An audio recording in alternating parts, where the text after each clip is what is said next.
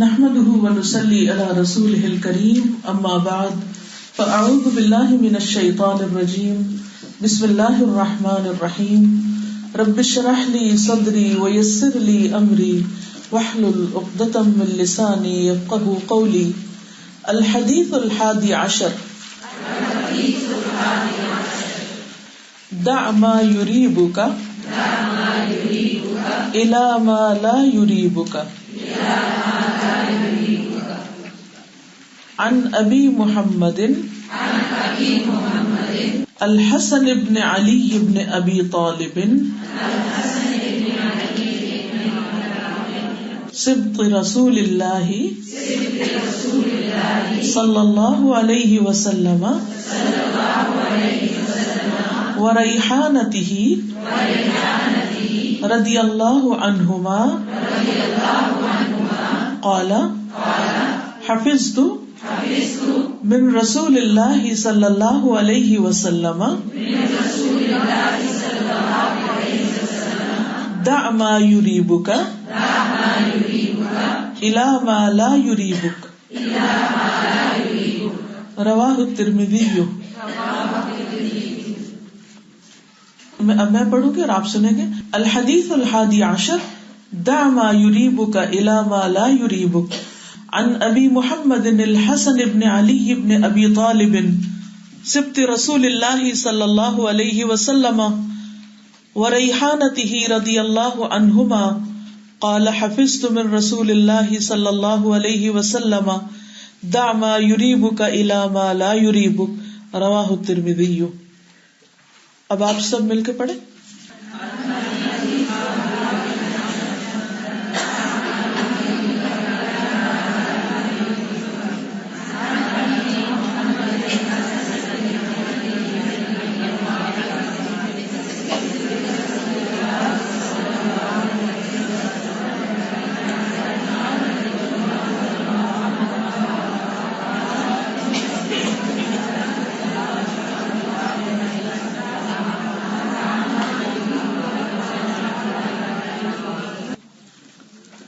ان ابی محمد. اب لفظی ترجمہ. ان ابی محمد ابو محمد الحسن بن علی حسن بن علی بن ابی طالب یعنی حضرت حسن جو حضرت علی کے بیٹے ہیں، حضرت علی جو ابو طالب کے بیٹے ہیں، جن کی کنیت ابو محمد ہے. سبط نواسے رسول اللہ صلی اللہ علیہ وسلم کے، وریحانتہ اور آپ کے پھول یا آپ کی خوشبو، رضی اللہ عنہما اللہ ان دونوں سے راضی ہو جائے، یعنی حضرت حسن سے بھی اور حضرت علی سے بھی. قال کہا حفظت میں نے حفظ کر رکھا ہے، من رسول اللہ صلی اللہ علیہ وسلم رسول اللہ صلی اللہ علیہ وسلم سے، دا چھوڑ دو، ما جو، یریبکا آپ کو شک میں ڈالے،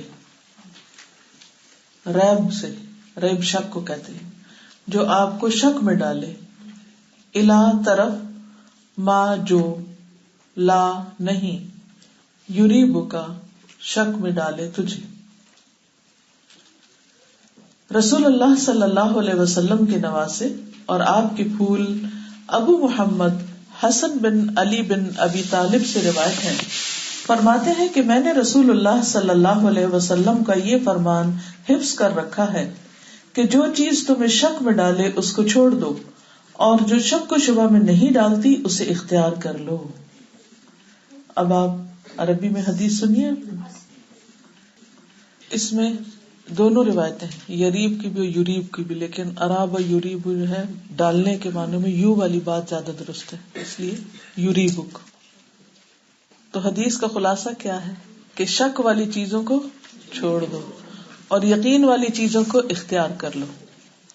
اس سے ایک بہت اہم بات یہ پتہ چل رہی ہے کہ انسان کو جب ایک معاملے میں شک ہو اور اس کے مقابلے میں دوسرے معاملے میں یقینی علم ہو، یقینی بات ہو، تو جو بات یقینی ہے اس کو پکڑ لے، اور جو بات شک میں ڈال رہی ہے اس کو دماغ سے نکال دے، چھوڑ دے. اس حدیث کا سیاق و سباق، یعنی اس کا کانٹیکسٹ کیا ہے، یہ حدیث کس طرح ہم تک پہنچی، کیسے روایت ہوئی.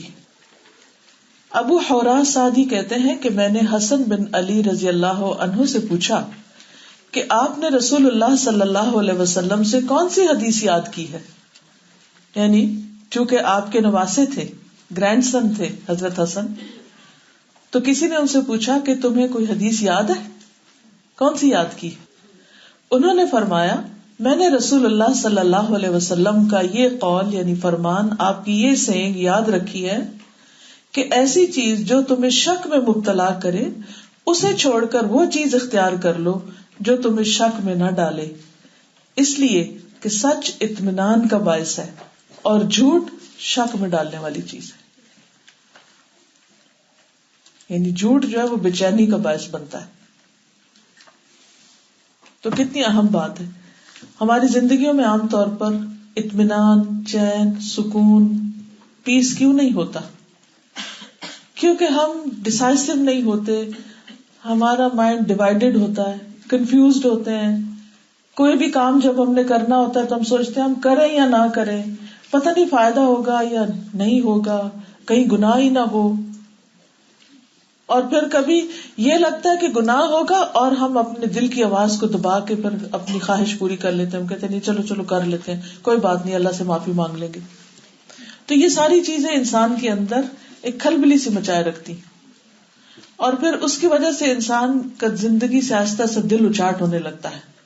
تو اس لیے بہت ضروری ہے کہ انسان سوچ سمجھ کر زندگی بسر کرے اور شک والی چیزوں کو چھوڑ کر یقینی چیزیں لے لے جس سے اس کے دل میں ایک اطمینان پیدا ہو جائے.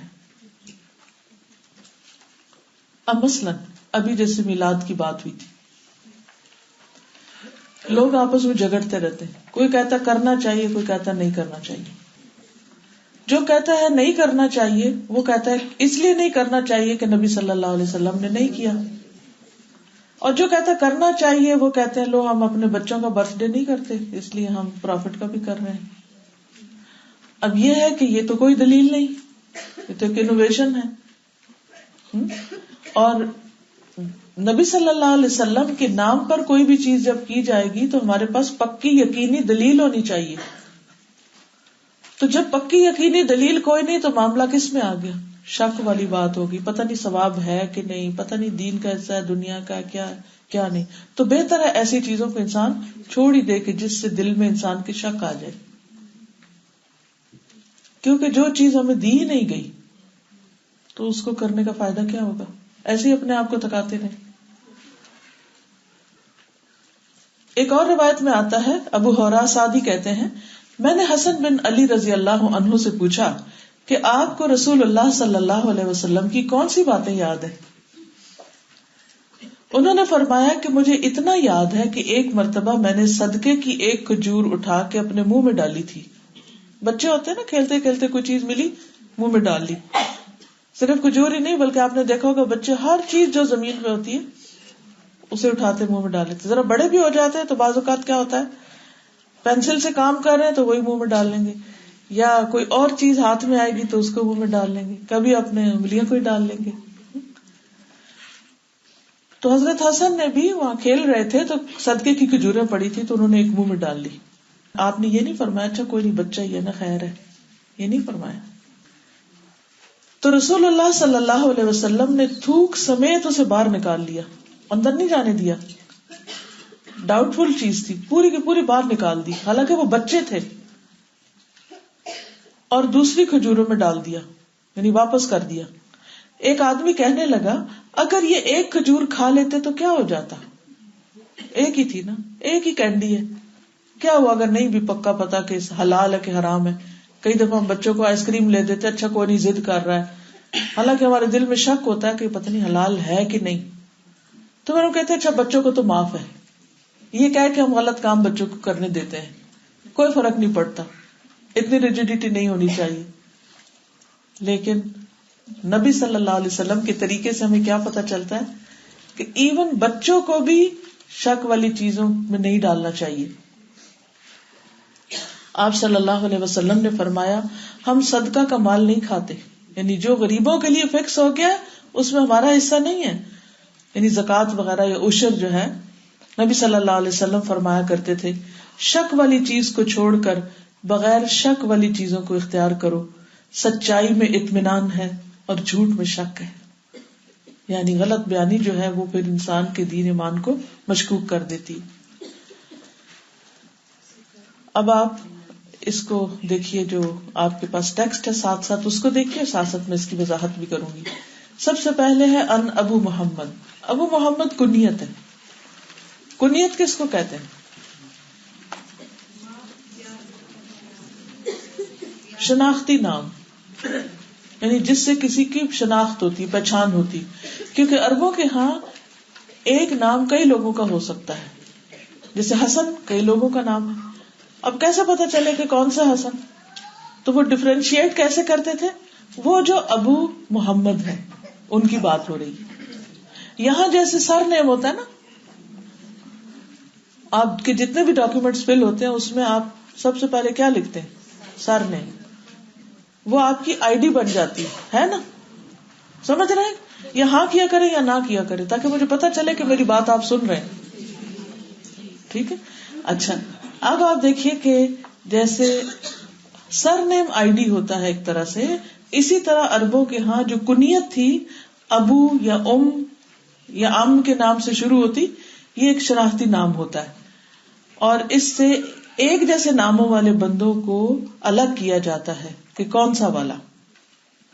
تو ابو محمد الحسن بن علی، حسن بن علی بن ابی طالب نبی صلی اللہ علیہ وسلم کے نواسے تھے، اس لیے ان کو سبط کہا گیا. سبط یعنی آپ کی بیٹی کے بیٹے تھے. اور عربی میں جو بیٹے کا بیٹا ہو اس کو حفید کہتے ہیں. حفید، ہا فا یا دال، حفید. تو یہ جو حسن بن علی تھے یہ حضرت حسین کے بھائی تھے، حضرت حسین رضی اللہ تعالی عنہ. ان دونوں کی والدہ کا نام کیا تھا؟ فاطمہ. وہ کون تھی؟ رسول اللہ صلی اللہ علیہ وسلم کی بیٹی. ہو سکتا ہے آپ کو میری یہ کوشچن بہت سلی لگے، لیکن حقیقت یہ کہ بعض اوقات ہمارے بچوں کو یہ بھی نہیں پتا ہوتا، پروفٹ کی فیملی کے بارے میں بھی پوری معلومات نہیں ہوتی، حالانکہ ان سب سے محبت ہمارے ایمان کا حصہ ہے. ٹھیک ہے. تو آپ اپنے بچوں کو بھی اسی قسم کے کوشچنس چھوٹے چھوٹے کیا کریں. اور نبی صلی اللہ علیہ وسلم نے ان کو اپنی طرف منسوب کیا تھا ان کی بزرگی اور ان کی تکریم کے لیے. تو ایک دفعہ جب نبی صلی اللہ علیہ وسلم ایک دفعہ ممبر پر چڑھ رہے تھے تو آپ صلی اللہ علیہ وسلم نے حضرت حسن کو اٹھا لیا. آپ سب کو خطبہ دینے والے تھے، حسن کو اٹھا لیا اور پکڑ کر اٹھا کے فرمایا میرا یہ بیٹا سردار ہے. یعنی ان کو آپ نے اپنا بیٹا کہا. ہم اپنے گرینڈ چلڈرن کو اپنا بیٹا سمجھتے ہیں، یہ بیٹی سمجھتے ہیں اپنے، بلکہ بعض اوقات تو اپنے بچوں سے بھی زیادہ وہ پیارے لگتے ہیں. تو آپ صلی اللہ علیہ وسلم نے فرمایا میرا یہ بیٹا سردار بنے گا اور امید ہے کہ اللہ تعالیٰ اس کے ذریعے مسلمانوں کی 2 جماعتوں میں صلح کروائے گا. اور نبی صلی اللہ علیہ وسلم کی یہ پیشن گوئی سچ ثابت ہوئی. تو اس میں حضرت حسن کی ایک خوبی کیا پتہ چلتی ہے کہ وہ چائلڈہڈ سے ہی ان کے اندر ایسی علامات تھی کہ وہ ایک طرح سے سردار یا ایک بہت زبردست شخصیت کے مالک تھے، اور نبی صلی اللہ علیہ وسلم سے بہت مشابہت بھی تھی ان کی. جب حضرت علی رضی اللہ تعالیٰ عنہ شہید ہوئے تو اس کے بعد کس سے خلافت کا بیعت لی گئی تھی؟ یہ 4 خلفائے راشدین تھے نا. کون کون؟ حضرت ابوبکر، حضرت عمر، حضرت عثمان، حضرت علی. حضرت علی کے بعد کون خلیفہ بنے تھے؟ دیکھا نا، حضرت حسن. یہی تو بنے تھے، یہی تو پیشن گوئی آپ نے کی تھی. حضرت حسن خلیفہ بنے تھے. ٹھیک ہے.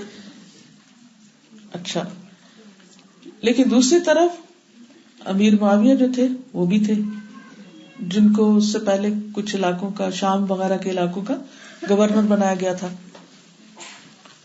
تو اب آپ دیکھیں کہ ان دو کے درمیان ایک طرح سے کشمکش شروع ہو گئی. تو خلافت کے تقریباً 6 مہینوں کے بعد حضرت حسن حضرت امیر معاویہ کے حق میں دستبردار ہو گئے. خود اپنی مرضی سے انہوں نے خلافت چھوڑ دی. کتنی بڑی بات ہے.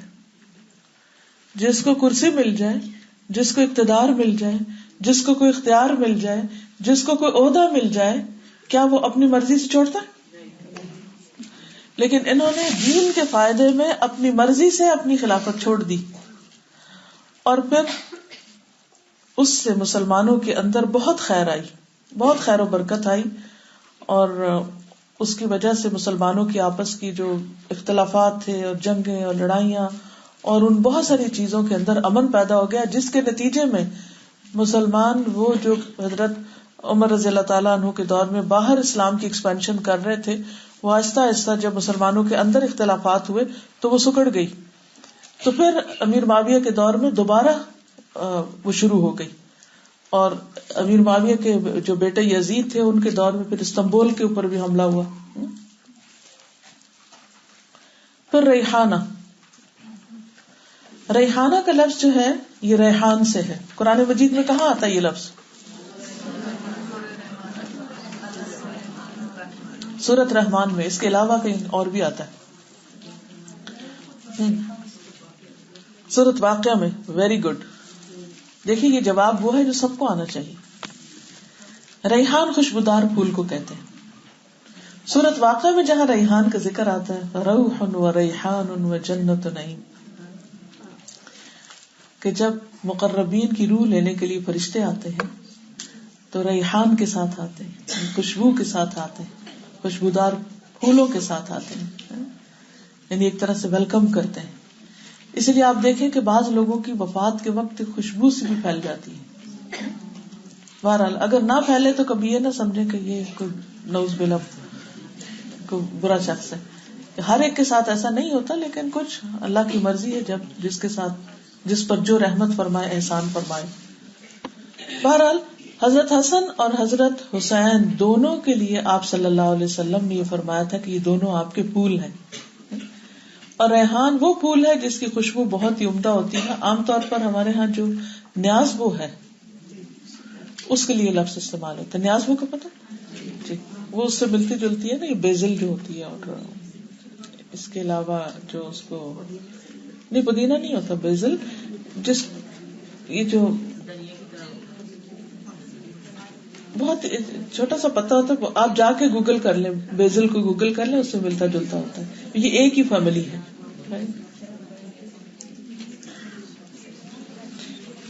ہندوؤں کے ہاں یہ ایک مقدس پھول تصور ہوتا ہے، اس کو یہ کیا بولتا ہے؟ تلسی. تلسی جی، اس کو تلسی کے نام، لیکن تھوڑا تھوڑا فرق ہوتا ہے. بیزل، نیازبو، تلسی ایک ہی فیملی ہے، لیکن تھوڑا تھوڑا فرق ہوتا ہے. تو اس سے آپ نے تشبیہ دی. اس کے بہت سارے فائدے ہیں ان پتوں کے یا اس کے پھولوں کے. بہرحال تو نبی صلی اللہ علیہ وسلم نے آپ کو ریحان کا، اور ریحانہ جو ہے ہم جس کو ریحانہ کہتے ہیں، اصل میں اس کا پروننسیشن کیا؟ ریحانہ، ریحان. تو اسی کی مؤنث ریحانہ. تو یہ خوشبو جو ہے یہ انسان کو بہت پرسکون کرتی ہے، انسان کے اندر ایک راحت پیدا کرتی ہے. تو نبی صلی اللہ علیہ وسلم نے حضرت حسن اور حسین کو دونوں کو پھول قرار دیا، جیسے عام طور پہ ہم بچوں کو تشبیہ دیتے ہیں نا کہ پھول ہیں. اور یہ جنت کے جوان لوگوں کے سردار ہوں گے. ان دونوں کے بارے میں نبی صلی اللہ علیہ وسلم نے بشارت دی کہ یہ جنت کے جوانوں کے سردار ہوں گے. ٹھیک ہے. اب نبی صلی اللہ علیہ وسلم ان کو پھول کہتے تھے، یا ان کو کہا کہ میرا پھول ہے، اس کی کیا وجہ ہے؟ پھول سے کیوں تشبیہ دی؟ ایک تو یہ ہے کہ بچے نرم و نازک ہوتے ہیں پھول کی طرح، جیسے اگر پھول کو ذرا سا سخت ہاتھ لگائیں تو پھول جو ہے وہ مرجھا جاتا ہے یا ٹوٹ جاتا ہے. تو اسی طرح بچوں کو بہت ہینڈل وتھ کیئر کرنا پڑتا ہے. اور دوسری طرف یہ ہے کہ آپ دیکھیں گے کہ بچے چونکہ پیور ہوتے ہیں، ان کے اندر ایک خاص قسم کی خوشبو ہوتی. اکثر مائیں جو ہیں وہ بچوں کو صرف پیار نہیں کرتی بلکہ سونگتی بھی ہیں، کیونکہ بچوں کو سونگنے سے یا بچوں کی خوشبو سے انسان کے اندر ایک عجب سا سکون آتا ہے. اور آپ نے یہ بھی دیکھا ہوگا کہ مائیں بچوں کو جو بہت دنوں کے بعد دیکھتی ہیں یا دور ہوتے ہیں بچے اور پھر واپس ملاقات ہوتی ہے تو ہاتھوں کو چومتی ہیں یا گلے لگاتی ہیں یا ایک یعنی کہ خاص خوشبو ان کے اندر سے آتی. حضرت یعقوب علیہ السلام کو بھی حضرت یوسف کی خوشبو آنے لگ گئی تھی جب اللہ سبحانہ وتعالیٰ نے چاہا.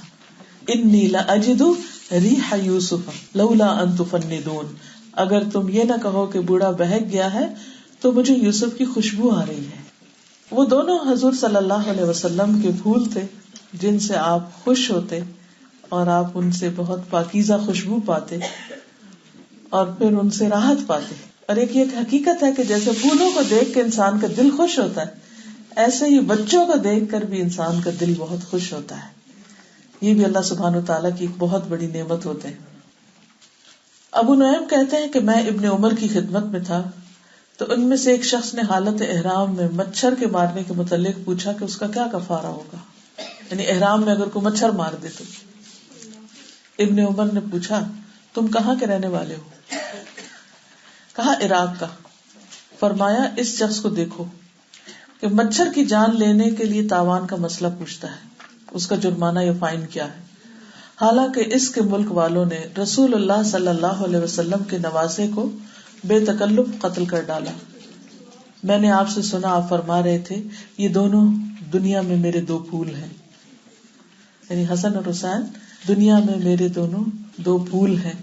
انہوں نے نبی صلی اللہ علیہ وسلم کے پھول کو ختم کر دیا اور اب مسئلہ پوچھ رہے ہیں کہ مچھر مارے تو کیا کریں. تو بعض اوقات ہم لوگوں کا حال یہی ہوتا ہے کہ چھوٹی چھوٹی چیزوں پر ہم بہت فکر مند ہوتے ہیں. مثلا میٹ حلال ہے یا حرام ہے اس میں ہم فکر کر رہے ہوتے ہیں، لیکن سود جو کہیں بڑی بلا ہے اس کے بارے میں ہم فکر ہی نہیں کرتے کہ وہ بھی کوئی حرام چیز ہے. اسی طرح بعض اوقات ہم سود کے بارے میں فکر مند ہوتے ہیں لیکن مسلمان کی غیبت کرنے کے بارے میں کوئی فکر نہیں ہوتی، حالانکہ وہ سود لینے سے بھی بڑی بلا ہے. کسی مسلمان کی عزت لوٹنا، اس کے بارے میں بری بلی باتیں کہنا، اس کی پیٹھ پیچھے اس کی برائیاں کرنا، اس پر الزام تراشی کرنا، یہ ہم بھول جاتے ہیں. یعنی کچھ لوگوں کا تو وتیرہ یہ ہوتا ہے کہ انہوں نے ہر روز صبح ناشتے کے بعد کسی نہ کسی کو فون کر کے تو یا میاں کی برائیاں یا پھر ساس کی یا کوئی اور رشتہ داروں کی کچھ نہ کچھ انہوں نے کرنی ہوتی. پہلے زمانے میں لوگ گلی محلوں میں جیسے رہتے تھے تو بس نکلے اور کبھی کسی گھر جا بیٹھے، ادھر برائیاں کی، ادھر سے چار چیزیں دیکھ لی، کسی اور گھر میں جا کے کہا میں وہاں یہ دیکھ کے آئی ہوں، وہاں سے اور تو اس یعنی کہ سوشلائزنگ اس کے بغیر ہوتی نہیں کہ دوسروں کی برائیاں کی جائیں یا دوسروں پہ ہنسا جائے. تو یہ ایک بہت بڑا جرم ہے، بہت بڑا. کسی کا مذاق اڑانا، کسی کا برا چاہنا اور کسی کے ساتھ بدسلوکی کرنا اور اس کی عزت لوٹنا. جس طرح کسی کا خون حرام ہے نا، کہ کسی کو مارنا یا زخم لگانا یا اس کو ایسی چوٹ لگانا کہ جس سے اس کی بلیڈنگ ہو جائے، اسی طرح اس کا مال بھی حرام ہے کہ کسی کا مال آپ چوری نہیں کر سکتے. اور جس طرح خون یعنی جان اور مال حرام ہے، اسی طرح کسی کی عزت حرام ہے. لیکن ہم اس کی کیا فکر کرتے ہیں؟ ہم سب اپنے آپ کو سوچیں، اپنے بارے میں سوچیں، کسی اور کو نہ دیکھیں، اپنے آپ کو دیکھیں. سوچیے صبح سے لے کے اب تک کہیں میں نے کسی کے بارے میں کسی کے خلاف کوئی بات تو نہیں کی کسی سے، اور الحمدللہ اگر نہیں کی تو شام تک پھر اپنے سے عہد کرنا ہے. اصل میں پتہ کیا ہوتا ہے، وہ شیطان کا ایک ایسا وسوسہ ہوتا ہے، ایک دم وہ ہم پہ حملہ کرتا ہے اور ہمارے منہ سے کچھ نہ کچھ نکلوا دیتا ہے. تو اس میں اپنے آپ پر کنٹرول کرنا سیکھیں کہ ہمیں کسی کی بات نہیں کرنی، کیونکہ جو ہی آپ کسی کی بات کرتے ہیں تو آپ کی نیکی اس کی طرف چلی جاتی. ہم اپنا قیمتی مال دوستوں کو بھی نہیں دیتے اور اپنی نیکیاں جو قیمتی مال سے بھی قیمتی ہیں اپنے دشمنوں کو دے دیتے ہیں. دیکھیں نا، نیکی کب ملتی ہے انسان کو؟ جب کوئی نماز پڑھتا ہے. کوئی اگر کہے یا میرے لیے نماز پڑھ کے دے دو مجھے، اپنی پڑھنی مشکل ہے، کسی کے لیے کیا پڑھ کے دیں گے؟ صدقہ خیرات کرنا مشکل کام ہے، اسے ہمیں نیکی نصیب ہوتی ملتی. اب جب مل گئی تو ادھر سے نیکی کی, ادھر سے کسی کی برائی کی, وہ جو کمایا تھا وہ ساتھ ہی ادھر بیچ دیا, کیا حاصل ہوا؟ تو اس لیے اگر ہم واقعی اپنے خیر خواہ ہیں اور اپنی عاقبت اچھی کرنا چاہتے ہیں تو پھر ہمیں ان چیزوں پر غور کرنا ہوگا کہ حرام صرف کھانے پینے کا حرام نہیں ہے, حرام باتوں میں بھی ہے, حرام نگاہوں کا بھی ہے, حرام کانوں میں بھی آتا ہے, حرام پیٹ میں بھی جاتا ہے. تو یہ دنیا ایک امتحان کی جگہ ہے, اور اگر ہم اللہ کی نافرمانی کے کام کریں گے تو ایسا نہیں کہ یوں ہی چھوڑ دیے جائیں گے. قرآن مجید میں اللہ تعالیٰ فرماتے ہیں اَيَحْسَبُ الْإِنسَانُ أَن يُتْرَكَ سُدًى, کیا انسان سمجھتا ہے کہ ایسے بیکار چھوڑ دیا جائے گا؟ سدا عربی میں اس اونٹ کو کہتے ہیں جو ایسے ہی گھوم پھر کے چر رہا ہو, جس کو کوئی پوچھنے والا نہ ہو. عربوں میں بتوں کے نام پر جانور چھوڑ دیے جاتے تھے کہ وہ چریں پھریں کھائیں پیئیں, کوئی ان کو کچھ کہتا نہیں تھا. تو کیا ہم دنیا میں ایسے ہی چرنے کے لیے بھیج دیے گئے کہ بس کھائے پیئے مزے کریں, جو دل میں آئے کریں, دل چاہے تو اللہ کی عبادت کریں, نہیں چاہتا تو نہ کریں, اور اس کے بعد ایسے ہی مر جائیں اور کوئی ہماری پوچھ نہ؟ ایسا تو نہیں ہے. ہمیں تو یقین ہے نا کہ اللہ تعالیٰ کے ہاں جا کر پوچھ ہوگی. تو اس لیے ان سب چیزوں کا خیال رکھنے کی ضرورت ہے. رسول اللہ صلی اللہ علیہ وسلم اپنے نواسوں کے ساتھ خصوصی شفقت کا معاملہ کیا کرتے تھے, جس سے ہمیں یہ بات پتہ چلتی ہے کہ بچوں کے ساتھ سب کو پیار کرنا چاہیے, نرمی کا معاملہ کرنا چاہیے, محبت کا معاملہ کرنا چاہیے. رسول اللہ صلی اللہ علیہ وسلم حضرت حسن کے لیے اپنی زبان باہر نکالتے, ایسے کر کے نا, ایسے باہر نکالتے, اور جب حضرت حسن آپ کی زبان دیکھتے تو کھل اٹھتے, یعنی ایک دم ہنسنے لگتے, خوش ہو جاتے. پتا نا کہ بچوں کے ساتھ بچوں کے لیول پہ آ کے معاملہ کرنا پڑتا ہے, اور اس میں کوئی حرج نہیں ہے. بعض اوقات ہم جناب بڑے عالم فاضل بن جاتے ہیں اور ہم سوچتے ہیں کہ بڑے معزز انسان ہو گئے ہیں, اور اب ہم کسی بچے کے ساتھ پیار کا معاملہ کریں یا اس کے ساتھ کوئی بچگانہ حرکت کریں. نہیں, یہ تو ہمارے وقار کے خلاف ہے. نہیں, اللہ سبحانہ و تعالیٰ نے انسان کو جذبات بھی دیے, اور جذبات انسان کے لیے ایک خوبصورتی ہے, اور جذبات کے اظہار میں انسان واقعی بچہ بن جاتا ہے بعض اوقات. تو کوئی حرج نہیں ہے کبھی بچہ بننے میں بھی, کیونکہ جو لوگ ہر وقت اپنے اوپر ایک مصنوعی خول چڑھائے رکھتے ہیں دینداری کا, ایک تسنو کا, ایک نارمل انسان کی طرح نہیں رہتے, وہ اپنے آپ کو ٹارچر دیتے. ہمیں ایک نارمل انسان کی طرح رہنا چاہیے. ٹھیک نہیں کہ ہر وقت ہم بچے ہی بنے پھرے اور کسی وقت سنجیدگی نہ اختیار کرے, پھر وہی اعتدال والی بات. لیکن ہم میں سے کبھی کوئی سوچ سکتا ہے کہ نبی صلی اللہ علیہ وسلم ایسے بھی کرتے تھے؟ ہمارے سامنے تو ایسی پکچر بنا کے دکھائی جاتی ہے کہ بس وہ صرف ڈرنے کی چیز تھی. حالانکہ اسی طرح ایک اور صحابی ہیں, تو وہ کہتے ہیں کہ نبی صلی اللہ علیہ وسلم ہمارے گھر تشریف لائے اور آپ نے ہمارے کنویں سے پانی نکالا, اس کو پیا, وضو کیا, اور اپنے منہ میں لے کے میرے اوپر اس کی پھوار پھینکی, کر کے پانی پھینکتے نا, یعنی بچوں کو چھیڑتے تھے جس سے بچے خوش ہوتے, خود بچوں کو آگے بڑھ کے سلام کرتے تھے. تو ہمیں بھی اپنا بچہ ہو یا کسی اور کا بچہ ہو پیار سے معاملہ کرنا چاہیے, محبت کا معاملہ, اور اس کے ساتھ ایک کنیکشن کرنا چاہیے. بچے شائع ہوتے ہیں, مثلاً آپ کسی کے گھر جاتے ہیں, عموماً کیا ہوتا ہے بڑے آپس میں باتیں کرتے رہتے ہیں اور بچوں کو اگنور کر دیتے. کبھی بچوں کو اگنور نہ کریں, خاص طور پر اگر آپ دین پر ہیں.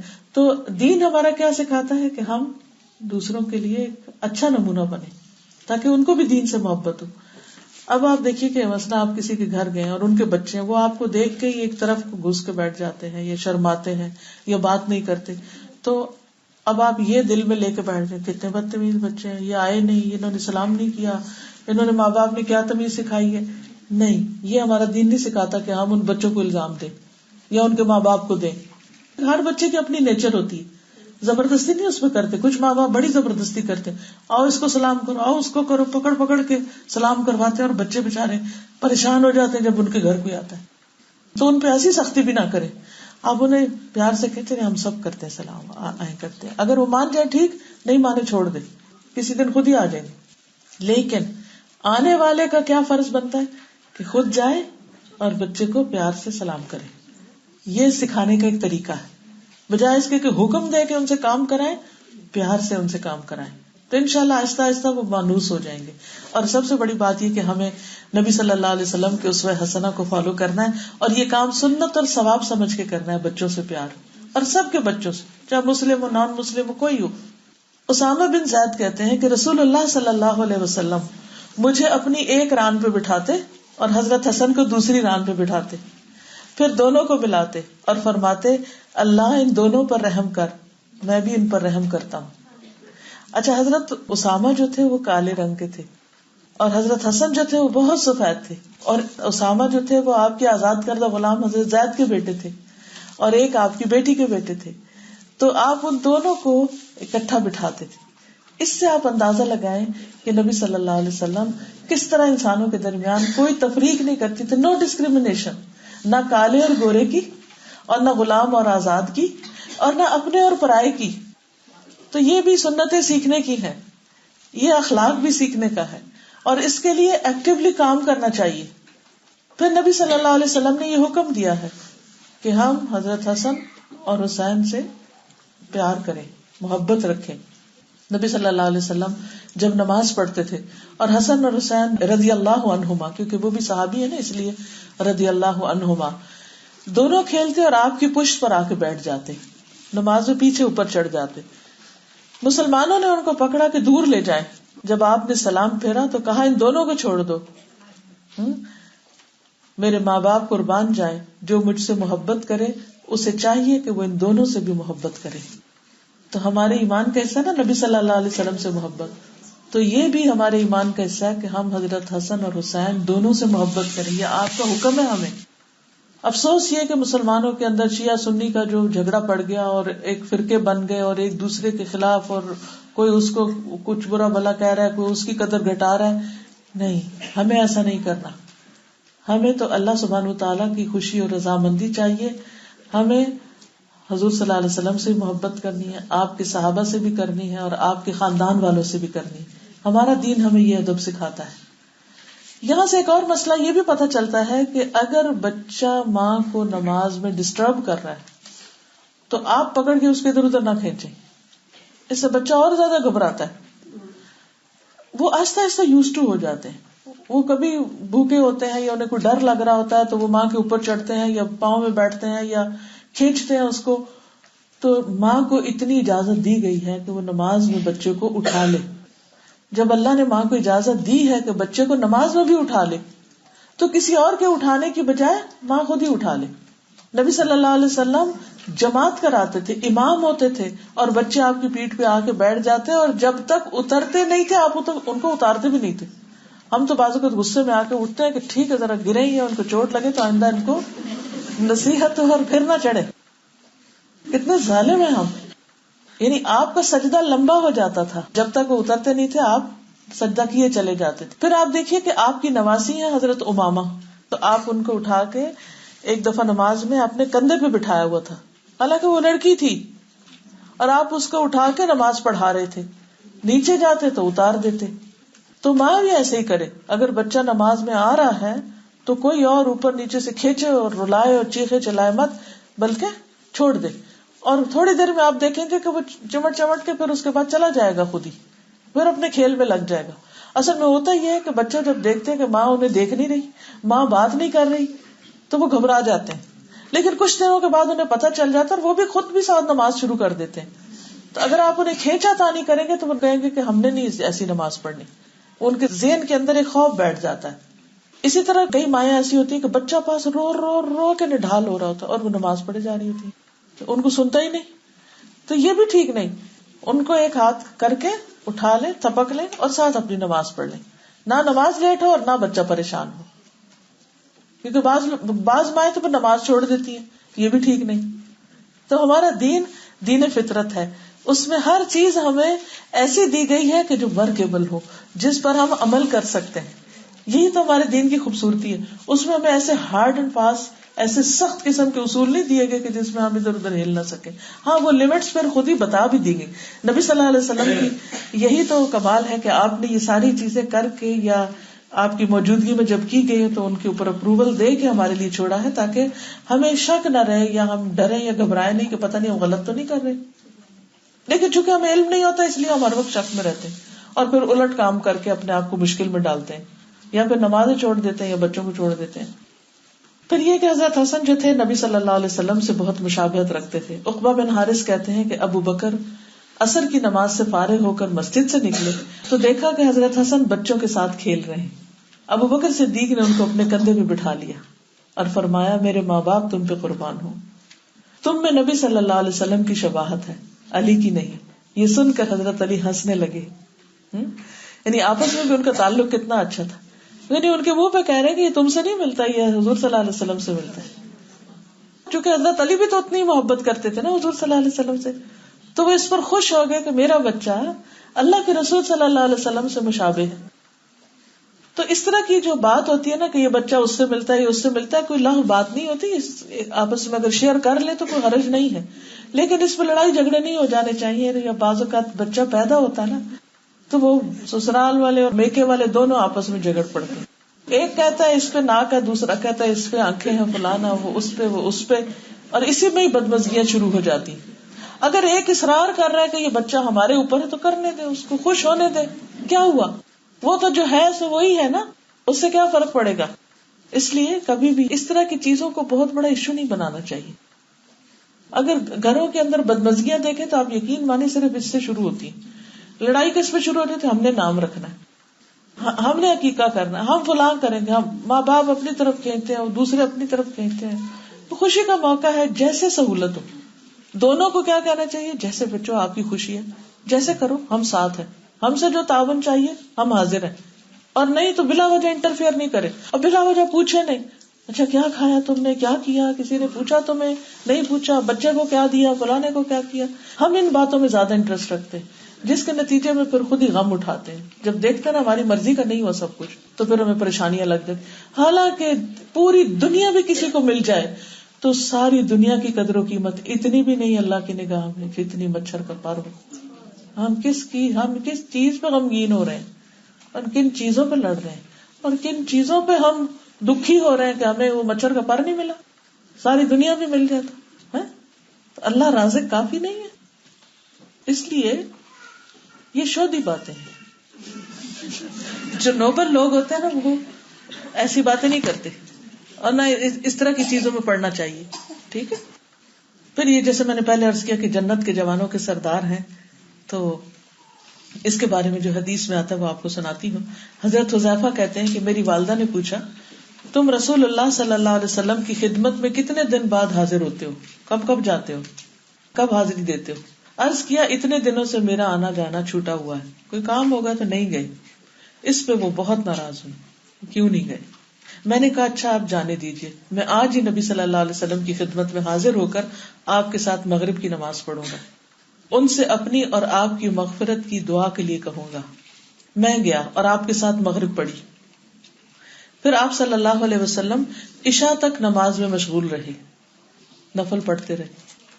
عشاء پڑھ کے لوٹے، میں آپ کے پیچھے پیچھے آ گیا. آپ نے آواز سنی تو پوچھا کہ کون ہے؟ میں نے کہا، آپ نے پوچھا حذیفہ؟ میں نے عرض کیا جی ہاں. فرمایا تمہیں کیا کام ہے؟ یہ تو میرے پیچھے جو آ رہے کوئی کام ہے؟ اللہ تمہاری اور تمہاری والدہ کی مغفرت کرے. پھر آپ نے فرمایا یہ ایک ایسا فرشتہ جو آج کی رات زمین پر اترا ہے، اس سے پہلے کبھی نہیں اترا تھا. آج اس نے اپنے رب سے مجھے سلام کرنے اور یہ خوشخبری دینے کی اجازت چاہی کہ فاطمہ جنتی عورتوں کی سردار ہیں اور حضرت حسن اور حسین جنت کے نوجوانوں کے سردار ہوں گے. تو نبی صلی اللہ علیہ وسلم کی ملاقات سے خیر ہی خیر پہنچی. اب اس وقت ہم لوگ آپ سے تو ملاقات نہیں کر سکتے، لیکن آپ کی حدیثیں پڑھنا، آپ کی سیرت کے بارے میں پڑھنا ایسے ہی ہے جیسے آدھی ملاقات ہو گئی. اور پھر آپ دیکھیے کہ جب ہم کسی ایسی مجلس میں حاضر ہوتے ہیں جس میں ایسا علم دیا جا رہا ہو تو لازمی طور پر آپ کے اخلاق میں سے کچھ سیکھتے ہیں اور پھر اس کو اپنانے کی کوشش کرتے. تو پھر ہی صحیح معنوں میں ہم آپ کی امت کہلانے کا حقدار ہیں نا. جب ہمارے اندر کچھ ایسے اثرات آئیں گے تو قیامت کے دن آپ ہماری شفاعت کریں گے نا، ہمیں کچھ پہچانیں گے کیا واقعی یہ میری امت کے لوگ ہیں. ورنہ اگر ہمارا سارا سٹائل، ڈریس اپ، ہر چیز ہم کسی اور ہی کلچر کے مطابق کر رہے ہوں، نہ ہمارے اخلاق میں، نہ زبان میں، نہ گفتگو میں، نہ نمازوں میں کوئی اثر ہی نہیں دین کا، تو قیامت کے دن آپ ہمیں کیسے پہچانیں گے؟ ہم تو کہیں اجنبی نہ ہو آپ کے سامنے. تو اس لیے قرآن مجید کے علاوہ نبی صلی اللہ علیہ وسلم کی حدیث کا علم حاصل کرنا بہت ضروری ہے. بے حد ضروری ہے. تو اب اس میں آپ دیکھیے کہ ماں کا فرض بنتا ہے کہ وہ بچے کو چاہے وہ کتنا ہی سمجھدار کیوں نہ ہو، وہ اسے مسجد جانے کی، دین کی مجلسوں میں جانے کی تلقین کرے، کیونکہ ہم سب بھولنے والے ہیں. بعض اوقات ہم، جیسے میں نے کل بھی کہا تھا نا، کہ اپنی دوستوں کو، عزیزوں کو ضرور کہہ کے لائیں، ان کو آفر کریں، کیونکہ اگر آپ کے کہنے سے کوئی ایک شخص بھی ہدایت پا گیا، اس کے دل میں اسلام کی محبت آ گئی، تو سارا اجر و ثواب آپ کو جائے گا. صرف تھوڑی سی ایفرٹ، چھوٹی سی ایفرٹ. تو اس میں آپ دیکھیے کہ وہ گئے ہیں اور پھر بات سنی آپ کی، اور پھر اس کو آگے روایت کیا، اور ہم سب کے لیے ایک خوشی کی بات ہوئی. تو اب ہم اس حدیث کے جو الفاظ ہیں ان کے اوپر تھوڑا سا غور کریں گے. رسول اللہ صلی اللہ علیہ وسلم نے فرمایا، دع ما یریبک الی ما لا یریبک. دع کا مطلب ہے چھوڑ دو. ما یریبک، جس چیز کی وجہ سے تمہیں شک اور بے چینی لاحق ہو.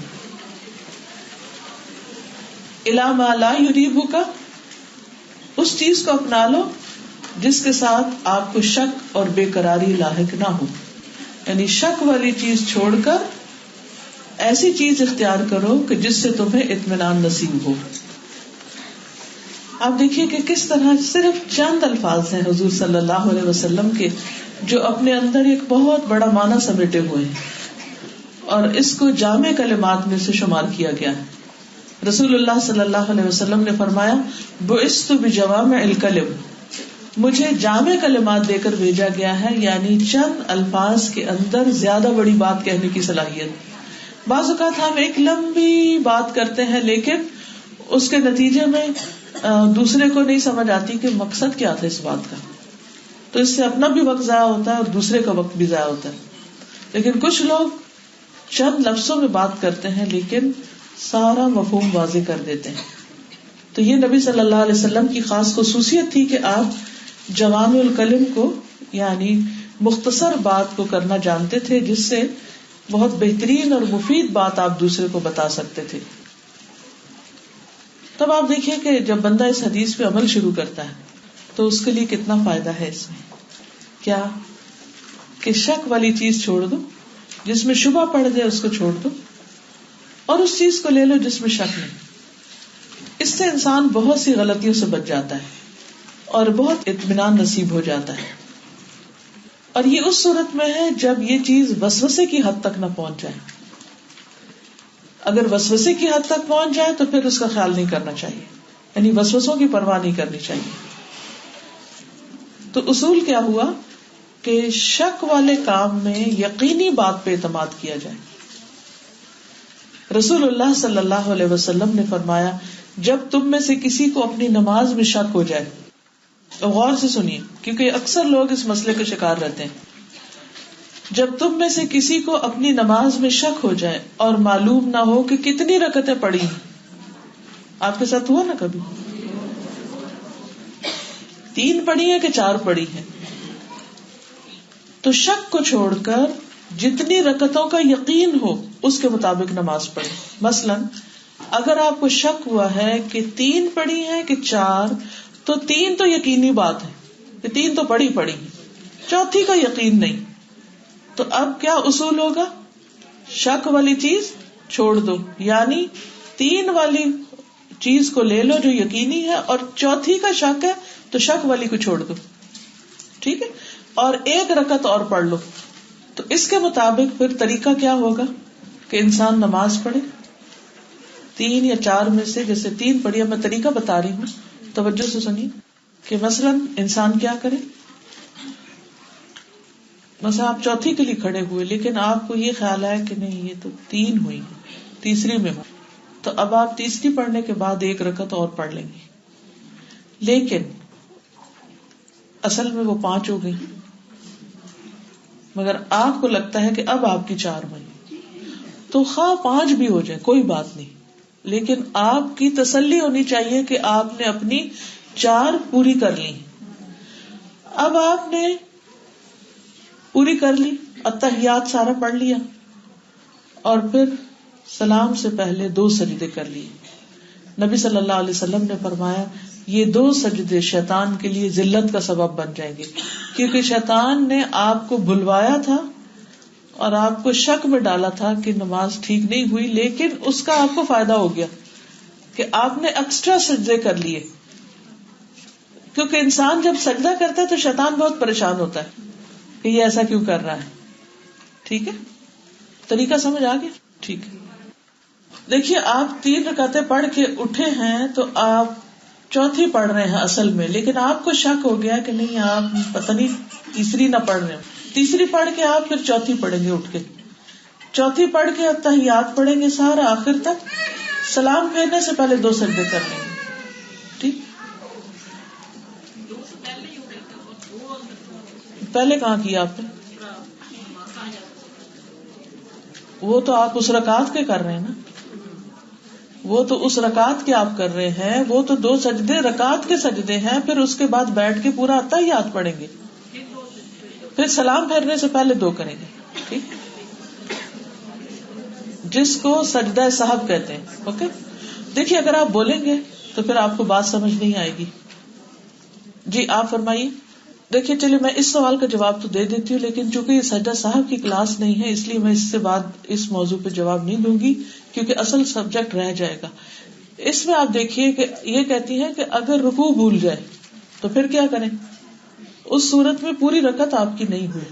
اگر آپ کو شک پڑ گیا کہ آپ نے رکوع نہیں کیا تو آپ سجدے میں چلے گئے، سجدہ کر کے دوبارہ 1 رکعت اور پڑھ لیں. ٹھیک ہے، 1 رکعت اور پڑھ لیں، کیونکہ اگر کسی نماز کے اندر کسی رکعت میں رکوع نہیں یا سجدہ نہیں تو وہ رکعت ہوتی نہیں، اس کی جگہ 1 رکعت اور پڑھنی پڑے گی. اور اسی طرح جب رکعت پڑھ کے اتحیات آخر تک پڑھ کے سلام سے پہلے 2 سجدے کریں گے. ٹھیک ہے، چلیے پھر آپ دیکھیے کہ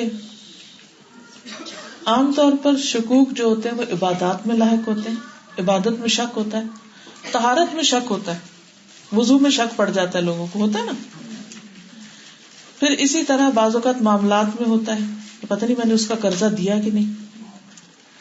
بعض اوقات نکاح کے معاملے میں ہوتا ہے. تو ان ساری چیزوں میں جس بھی معاملے میں شک پڑے جس کا تعلق ہمارے دین کے ساتھ ہو تو ہمیں اس شک کو دور کر لینا چاہیے. اپنی زندگی کو بیچ میں نہیں رکھیں کہ ہر وقت ایک کنفیوژن میں رہیں اور ایک پریشانی میں رہیں، کیونکہ یہ درست نہیں ہے. کیونکہ ہمیں کیا بتایا گیا ہے؟ شک والی چیز کو چھوڑ کر یقین والی چیز کو اختیار کر لو. اب مثال کے طور پر آپ دیکھیے کہ آپ نے وضو کیا ہوا تھا، ظہر کی نماز پڑھی، تھوڑی دیر کے بعد عصر کی نماز شروع ہو گئی. اب آپ نماز کے لیے کھڑے ہونے لگے تو آپ کو شک ہوا کہ پتہ نہیں میرا وضو ہے کہ نہیں. اب آپ اس شک کو نہیں کنسیڈر کریں گے کیونکہ آپ کو یہ یقین ہے کہ پہلے آپ نے وضو کیا تھا اور آپ نے ظہر کی نماز پڑھی تھی اور آپ کو کچھ یاد نہیں کہ اس کے بعد وضو ٹوٹا کہ نہیں. ٹھیک، تو اس شک کو کوئی حیثیت نہیں دیں گے، آپ عصر کی نماز پڑھ لیں گے کیونکہ آپ کا یقین ہے کہ آپ نے وضو کیا تھا. کیونکہ یہ بھی شیطان کا ایک حربہ ہوتا ہے کہ وہ آ کر انسان کو پریشان کرتا ہے تاکہ اس کی نماز میں خشوع و خضوع نہ رہے. پھر آپ دیکھیں کہ ابن عباس سے مروی ہے کہ ایک مرتبہ عمر رضی اللہ عنہ نے ان سے پوچھا کہ اے لڑکے، کیا تم نے نبی صلی اللہ علیہ وسلم سے یا کسی صحابی سے یہ مسئلہ سنا ہے کہ اگر کسی آدمی کو نماز میں شک ہو جائے تو وہ کیا کرے؟ یہ روز کا مسئلہ ہے اور ہم روز ایسی نماز پڑھتے ہیں کہ اس کے بعد اطمینان ہی کوئی نہیں نصیب ہوتا. تو اکثر لوگ شکایت کرتے ہیں نماز بھی پڑھتے ہیں پھر بھی چین نہیں آتا. کیوں نہیں آتا؟ کیونکہ پتہ ہی نہیں کہ اب کریں کیا، تو اسی میں ہی رہتے ہیں. شک جو ہے وہ زندگی کا سب سے تکلیف دہ چیز ہے، چاہے کسی انسان پہ ہو جائے، آپس کے ریلیشن شپ میں ہو جائے، کسی کام کے کرنے یا نہ کرنے پہ ہو جائے، اور خصوصاً جو فرض کے درجے میں کام ہے اگر ان میں ہو جائے. اب اس میں آپ یہ بھی دیکھیے کہ بعض اوقات انسان کو اپنے اوپر شک ہونے لگتا ہے کہ میں نے کوئی کام کیا کہ نہیں کیا، یا کسی انسان پہ یا جس سے نالج لے رہے ہوتے ہیں اس پہ شک ہو جاتا ہے. تو یہ ساری چیزیں انسان کی جو پروڈکٹیوٹی ہے اس کو متاثر کرتی ہیں. انسان کسی جگہ کا نہیں رہتا. تو اس لیے بہت ضروری ہے کہ انسان اپنے شکوک کو دور کرے. اب آپ دیکھیے کہ ابھی یہ بات ہو ہی رہی تھی نماز میں شک پڑنے والی کہ سامنے سے حضرت عبد الرحمن بن عوف آ گئے. انہوں نے پوچھا کہ کیا باتیں ہو رہی ہیں. حضرت عمر نے فرمایا کہ میں اس لڑکے سے پوچھ رہا ہوں. کون تھے لڑکے جن سے پوچھ رہے تھے؟ ابن عباس. شابش. کہ کیا تم نے نبی صلی اللہ علیہ وسلم سے یا کسی صحابی سے یہ مسئلہ سنا ہے کہ اگر کسی آدمی کو نماز میں شک ہو جائے تو وہ کیا کرے؟ عبد الرحمن رضی اللہ عنہ نے فرمایا کہ میں نے نبی صلی اللہ علیہ وسلم کو یہ فرماتے ہوئے سنا ہے کہ اگر تم میں سے کسی کو نماز میں شک ہو جائے اور اسے یاد نہ رہے کہ اس نے 1 رکعت پڑھی ہے یا 2 تو اسے چاہیے کہ وہ اسے 1 شمار کر لے. پہلے 3 اور 4 کی بات تھی نا, اب 1 یا 2. جیسے فجر کی نماز ہے, 1 پڑھی کہ 2 پڑھی اور کچھ یاد نہیں کہ کون سی سورت پڑھی, تو اگر 2 اور 3 میں شک ہو تو 2 سمجھے, 3 اور 4 میں شک ہو تو ان کو کیا سمجھے؟ 3. اس کے بعد نماز جب پوری ہو جائے تو سلام پھیرنے سے قبل سہو کے 2 سجدے کر لے. ہو گئی بات؟ اب یہ بات سمجھ آ گئی الحمدللہ. پھر اسی طرح ایک اور روایت ہے کہ بعض اوقات انسان نماز پڑھ کے سلام بھی پھیر چکتا ہے اور پھر یاد آتا ہے اوہ, یا کوئی اور اس کے پاس بیٹھا ہوتا ہے تو وہ کہتا ہے کہ تم نے یہ زور کی نماز پڑھی ہے, تم نے 2 رکعتوں کے بعد ہی سلام پھیر دیا. تو آپ کہتے ہیں اچھا. تو یہ واقعہ ایک دفعہ نبی صلی اللہ علیہ وسلم کی زندگی میں پیش آیا, اور یہ اس وجہ سے جاننا ضروری ہے کہ اگر ہمارے ساتھ ایسا ہوتا ہے تو یہ دس از نارمل, ہم انسان ہیں, اور اس سے انسان کی اپنی ہستی پتہ چلتی ہے کہ ہم کوئی چیز نہیں ہے. ہم کتنے بھی قابل ہوں, کتنے بھی عالم ہوں, ہم سب سے بھول چوک ہو سکتی ہے. آپ نے کبھی دیکھا ہوگا کہ حرم کے جو امام ہیں ان کو کتنے ٹیسٹوں کے بعد وہاں حرم کی امامت کے لیے رکھتے ہیں, اور ساری زندگی وہ نمازیں پڑھا رہے ہوتے ہیں, لیکن کسی سال کسی خاص تراویح کی کسی خاص رکعت میں بھول جاتے. تو یہ انسان کے بس کی بات تو نہیں نا. اس لیے کسی کی بھول چوک پر اس کو معاف کر دینا چاہیے, اللہ تعالیٰ بھی معاف کر دیتا ہے. اور ہمیں اس پر دعا بھی مانگنی چاہیے, ربنا لا تؤاخذنا ان نسینا او اخطانا. اللہ تو ہمیں نہ پکڑنا اگر ہم بھول جائیں یا ہم, یعنی کہ ان نسینا اگر ہم بھول جائیں, او اخطانا یا ہم سے کوئی خطا ہو جائے, تو ہمیں نہ پکڑنا, ہمیں نہ پوچھنا, کیونکہ ہم انسان ہیں, ہم کمزور ہیں, ہم سے غلطیاں ہوتی ہیں. تو بہترین غلطیاں کرنے والے کون ہیں؟ جو اپنی غلطیوں پہ معافی مانگ لیتے ہیں, سوری کر لیتے ہیں, بس بات ختم. تو ابو ہریرہ کہتے ہیں کہ رسول اللہ صلی اللہ علیہ وسلم نے ہمیں پچھلے پہر کی ایک نماز پڑھائی, ظہر یا عصر کی نماز تھی, اور آپ نے 2 رکعتیں پڑھا کے سلام پھیر دیا. اور یہ کون ہے؟ اللہ کے رسول صلی اللہ علیہ وسلم. 2 رکعتوں کے بعد سلام پھیر دیا. پھر آپ مسجد کے سامنے ایک لکڑی کے پاس کھڑے ہوئے اور اپنے دونوں ہاتھ اس پر رکھ لیے, یعنی نماز کا سلام پھیر کے کھڑے ہو گئے, لکڑی پہ ہاتھ رکھ لیے. آپ کا ایک ہاتھ دوسرے کے اوپر تھا, اس طرح یوں, اور آپ کے چہرے پر ناراضگی کے آثار نمایاں تھے. کوئی چیز آپ کو بودر کر رہی ہوگی, کسی نے کوئی ایسی غلطی کی ہوگی کہ آپ ناراض ہو رہے تھے. پھر جلد باز لوگ مسجد سے نکل آئے, یعنی انہوں نے 2 پڑھی, انہوں نے نہیں دیکھا کیا پڑھا کیا نہیں, بس نکل کے چلے گئے. کہنے لگے نماز کم ہو گئی ہے, نماز کم ہو گئی ہے, یعنی 4 رکعتیں اب 2 ہو گئی. خود ہی فیصلہ کر لیے. لوگوں میں سیدنا ابو بکر اور سیدنا عمر رضی اللہ عنہ بھی تھے, سمجھدار لوگ, مگر ہیبت کے باعث وہ آپ سے بات نہیں کر رہے تھے. دیکھیے کتنے قریب تھے, دوست تھے آپ کے, لیکن پھر بھی آپ کا ادب کرتے تھے.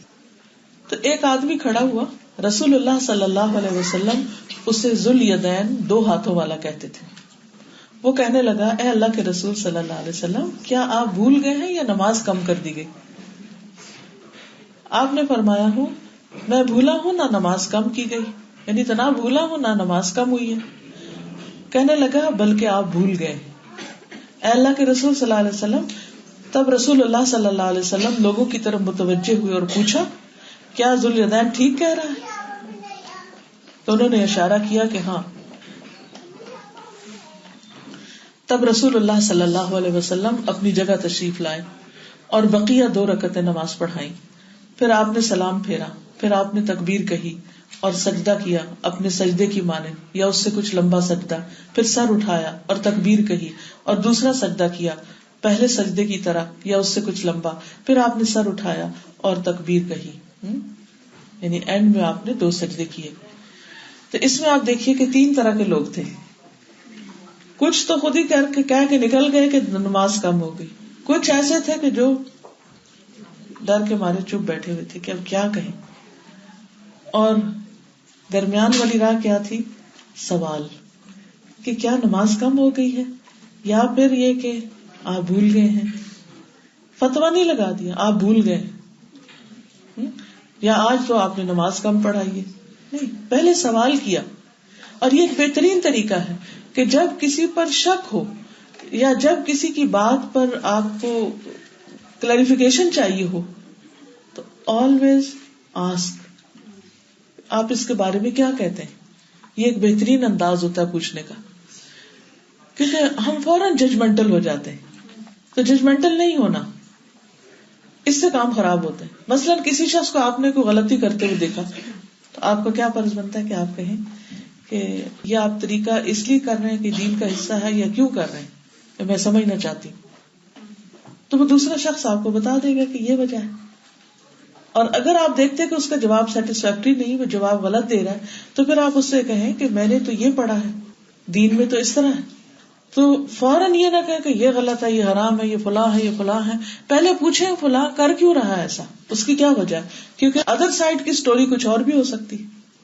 اور دوسرا یہ کہ نبی صلی اللہ علیہ وسلم نے پھر آ کے 2 رکعتیں پوری کروا دی اور بعد میں سجدہ صاحب کر لیا. تو اس سے یہ پتہ چلتا ہے کہ اگر آپ سلام بھی پھیر چکے ہیں اور آپ کو تب یاد آ جائے یا کوئی پاس بیٹھا ہوا شخص آپ کو بتا دے تو آپ اٹھ کے باقی رکعت پوری کر لیں. پھر اسی طرح شک والے دن روزہ رکھنا. پہلے ہم نے نماز کا پڑھا، اب روزے کا. تو اس کے بارے میں کیا حکم ہے، کس کو معلوم ہے؟ مثلاً پتہ نہیں چاند نکل ہی نہ آیا ہو، چلو روزہ ہی رکھ لیتے ہیں. رکھنا چاہیے؟ نہیں رکھنا چاہیے. شک والے دن روزہ رکھنے سے منع کیا گیا ہے. اکرمہ بیان کرتے ہیں کہ صحابہ کرام کو ایک بار رمضان کے چاند میں شک ہو گیا، بس انہوں نے ارادہ کیا کہ نہ قیام کریں نہ روزہ رکھیں. تو حرہ کی طرف سے ایک اعرابی آیا اور اس نے گواہی دی کہ اس نے چاند دیکھا ہے.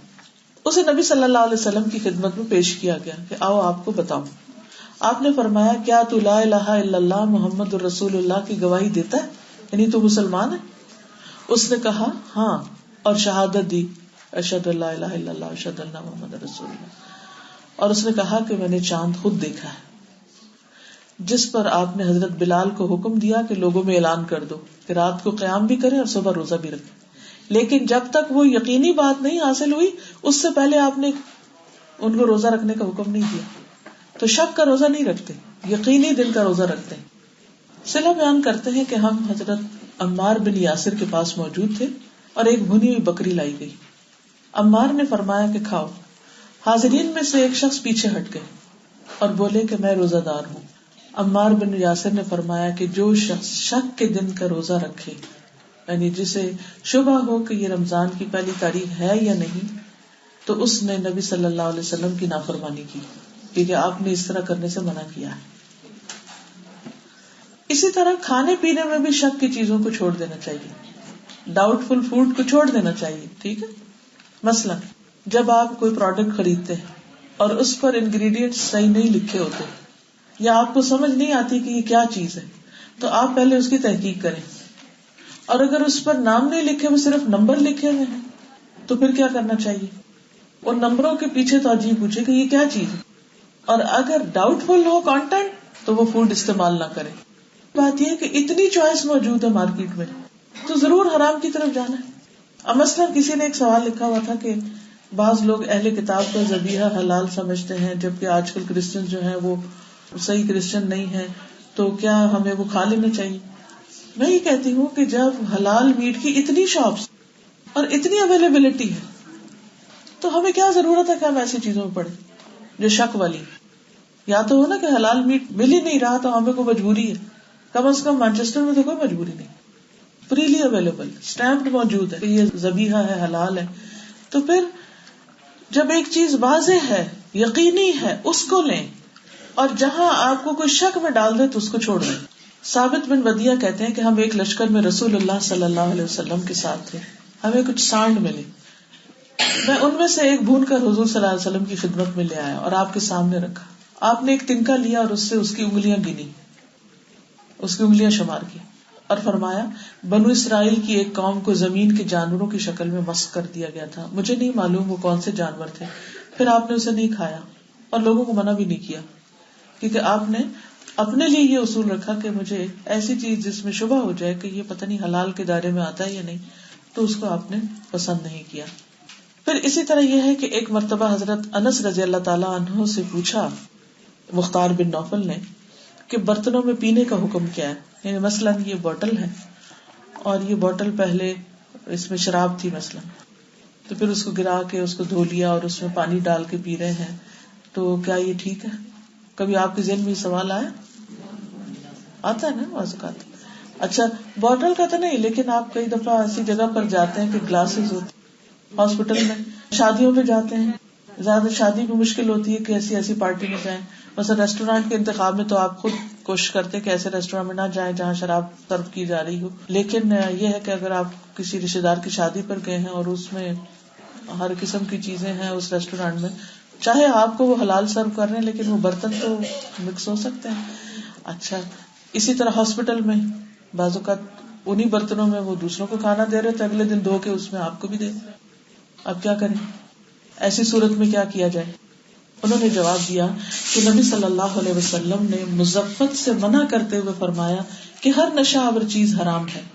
میں نے پوچھا مزفت کیا چیز ہے, ٹھیک ہے نا, مزفت کیا ہے؟ انہوں نے فرمایا لک لگایا ہوا برتن, یعنی جیسے آج کل ہمارے یہاں وہ ہوتے ہیں نا اندر سے نان اسٹک قسم کے نا, یعنی لک لگایا ہوا. اب یہ نان اسٹک جو ہوتے ہیں ان کے اندر تو کچھ جذب نہیں ہوتا, یعنی پانی اوپر سے اتر جاتا ہے, جو بھی چیز لگی ہو وہ صاف ہو جاتی, بلکہ وہ کوئی اور چیز بھی اسٹک نہیں کرتی. تو لیکن اس زمانے میں اتنے سوفسٹیکیٹڈ نہیں ہوتے تھے, بلکہ وہ ایسا مٹیریل ہوتا تھا کہ جس میں اگر پانی ڈال دیا جائے تو پھر اس کا اثر گھل کے بیچ میں آ جاتا. تو نبی صلی اللہ علیہ وسلم نے اس طرح کے برتن منع کیا وہ جس کا اثر پانی میں آ جائے. سمجھ رہے ہیں؟ نان اسٹک پین کو مت سوچیے آپ, کیونکہ اس کا اثر پانی میں نہیں آتا. اچھا میں نے پوچھا کہ شیشی اور بوتل کا کیا حکم ہے؟ کتنے کلیئر سوال ہے. انہوں نے فرمایا کہ ان دونوں میں کوئی حرج نہیں, یعنی جب وہ دھل گیا تو معاملہ ٹھیک ہو.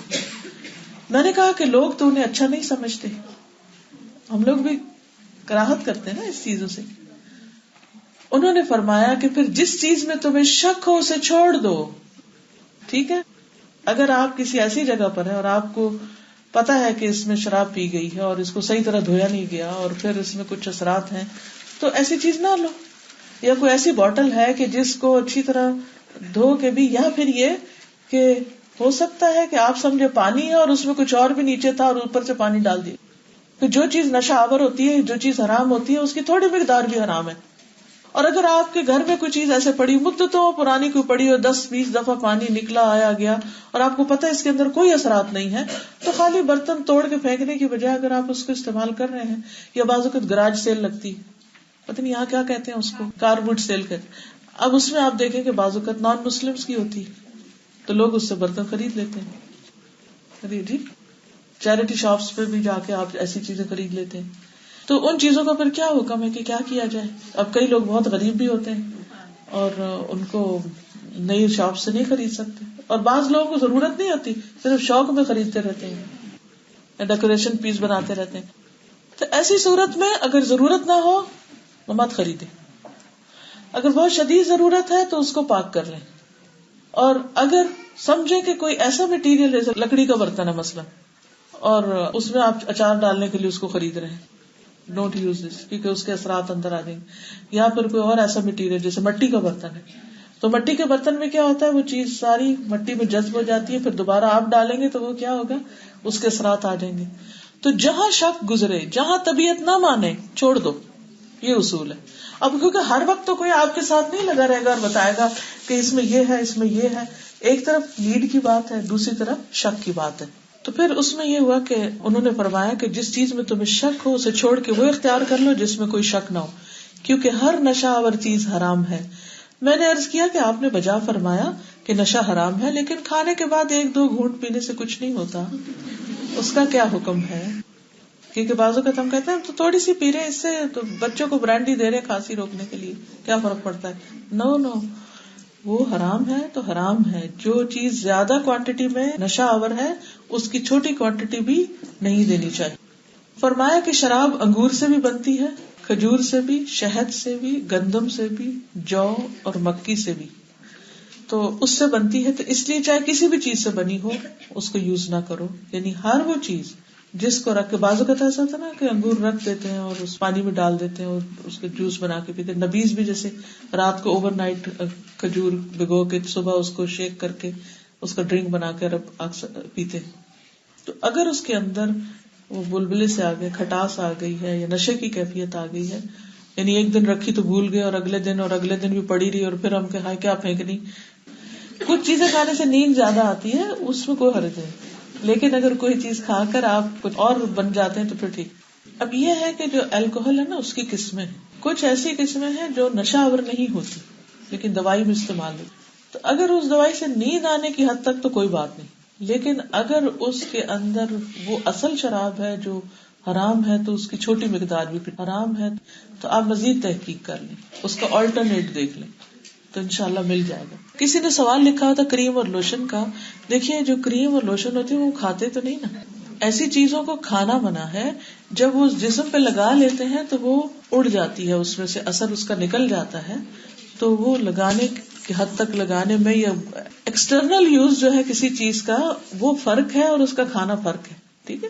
بعض اوقات ہم کچھ چیزوں کے اوپر سے پینٹ ہٹانے کے لیے بھی یوز کرتے ہیں، جیسے سپریٹ وغیرہ ہوتا ہے، یا اس کو وہ کرتے ہیں نا ڈیسینسٹائز کرتے ہیں بعض چیزوں کو بیکٹیریل یعنی بیکٹیریا ختم کرنے کے لیے ڈس انفیکٹنٹ کے طور پر یوز کرتے ہیں. تو جو ایکسٹرنل یوز ہے اس میں حرج نہیں ہے. اوکے چلیے، اصل جو ممانعت ہے وہ کھانے پینے کی ہے. ایک حدیث ہے ابن عباس سے روایت ہے، رسول اللہ صلی اللہ علیہ وسلم کے لیے رات کے شروع میں نبیذ پانی میں بھگو دی جاتی، یعنی رات کو کھجور پانی میں بھگو دی جاتی.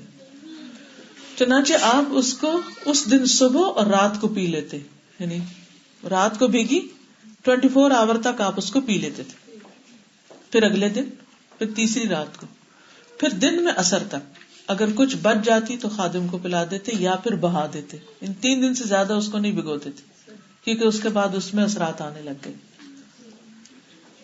اچھا، اسی طرح جیسے نکاح میں اگر کسی کو شک ہو کہ جو نکاح ہوا اس میں جو گواہ بنے ہیں وہ عادل تھے یا نہیں. گواہ جو ہے نا ان کی کرائیٹیریا ہے، ہر کوئی گواہ نہیں بن سکتا. تو اگر انسان کو یہ شک ہو کہ وہ گواہ کوئی ٹھیک نہیں تھے تو پتہ نہیں نکاح ہوا کہ نہیں، تو اس معاملے میں انسان کو شک دور کر دینا چاہیے. اب دوبارہ نہیں نکاح ہوگا کیونکہ نکاح ہو چکا، اور اس وقت اگر پتہ نہیں تھا تو جس بات کا پتہ نہیں پتا، بھول چوک تو معاف ہے نا. تو اب اس شک کو انسان دل سے نکال دے، کیونکہ جب معاہدہ ہو رہا ہوتا ہے، کوئی کانٹریکٹ ہو رہا ہوتا ہے، تو اس میں اس وقت جو ٹرمز اینڈ کنڈیشن بظاہر پوری ہو رہی ہیں اگر وہ ہیں تو بات ٹھیک ہو گئی. بعد میں اگر کو پتا چلتا ہے کہ فراڈ ہو گیا یا کچھ اور ہو گیا تو اس سے اس پہ اثر نہیں پڑے گا. اب اس پہ نہیں جانا چاہیے. اسی طرح دودھ پلانے کے معاملے میں اگر شک ہو تو کیا کرے. یہ ہوتا ہے نا کہ نکاح کے وقت کہتے ہیں کہ یہ تو اس کا دو شریک بھائی تھا یا دو شریک بہن تھی، تو رشتہ نہیں ہوتا. بعض اوقات ایک ہی اوپر تلے بہنیں ہوتی ہیں نا، تو ان کے بچے بھی ساتھ ساتھ پیدا ہو رہے ہوتے ہیں. اب یہ کہ بہن آپ کو بچہ دے کے خود بازار چلی گئی اور وہ بچہ اتنا رو رہا ہے، ہلکان ہو رہا ہے، تو آپ کہتے چلو میں اس کو دودھ پلا دیتی. اب 1 دفعہ ہوا، 2 دفعہ ہوا، 3 دفعہ، 4تھی دفعہ، 5 دفعہ. تو 5 دفعہ اگر ایسا ہو جائے تو وہ آپس میں کیا ہو جاتے ہیں، دو شریک بھائی کو بہن ہو جاتے ہیں. اب ان کا نکاح نہیں ہو سکتا. ٹھیک ہے. اب اگر آپ کو یہ یاد نہ ہو کہ 3 دفعہ تھا یا 4 دفعہ تھا یا 5 دفعہ تھا، تو پھر کیا کرنا چاہیے. رضاعت کے مسئلے میں دودھ پلانے والی عورت کا شک اس بات میں کہ کیا اس نے بچے کو 4 مرتبہ دودھ پلایا یا 5 مرتبہ، تو اس میں اسے دیکھنا یہ چاہیے کہ کس تعداد پر شک نہیں. 4 یقینی ہے یا 3 ہے یا 5 ہے، کیا یقین ہے اس کو. ٹھیک ہے. اگر اسے یقین ہے کہ 4 پلایا تھا، 5ویں کا نہیں یاد، ٹھیک، 5ویں میں شک آ گیا نا، تو پھر ہم اس کو 4 ہی سمجھیں گے، 5 نہیں سمجھیں گے، کیونکہ 5واں کیا ہے؟ شک. تو پھر وہ رضاعت نہیں ثابت ہوگی. سمجھ آئی کہ نہیں؟ اگر نہ آئی تو پھر پوچھ سکتے ہیں. 4 دفعہ یقینی بات ہے کہ 4 تو مجھے پکا یاد ہے کہ میں نے پلایا تھا، نہیں ایک وقت میں، ڈفرنٹ وقتوں میں. ٹھیک ہے. تو اب یہ ہے کہ اگر کوئی عورت کہے کہ 4 تو مجھے پکا یاد ہے، تو یہ کیا ہے؟ یقینی بات. 5واں نہیں مجھے یاد، یہ کیا ہے؟ شک. تو ہم پھر کیا کہیں گے؟ 4 تھا یا 5 تھا؟ 4 تھا. تو رضاعت نہیں ثابت ہوئی. اوکے.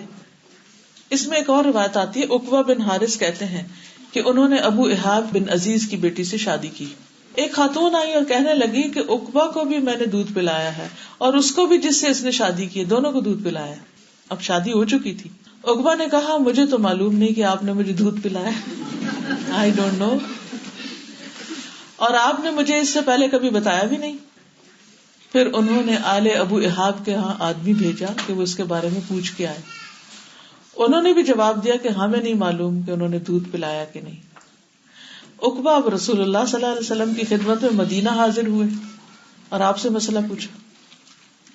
آپ نے فرمایا اب کیا ہو سکتا ہے جبکہ کہا جا چکا، یعنی اس عورت نے کہہ دیا کہ میں دونوں کو پلا چکی ہوں، چنانچہ آپ نے دونوں میں جدائی کرا دی اور اس کا نکاح دوسرے شخص سے کر دیا. ہمارے یہاں مشکل ہے دوسری شادی، ان کے یہاں نہیں تھی.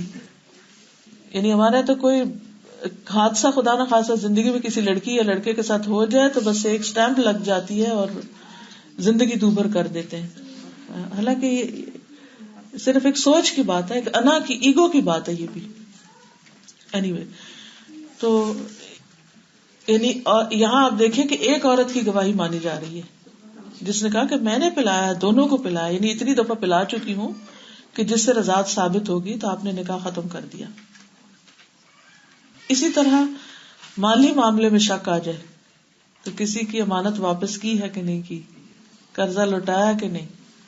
مثلاً آپ کوئی ڈونیشن کٹھی کر رہے ہیں اور آپ کے اپنے پیسے بھی بیگ میں اور ڈونیشن کے بھی آپ نے ادھر ہی ڈال دیے، اور اب آپ کو یاد نہیں کہ آپ کے کتنے تھے اور وہ کتنے تھے.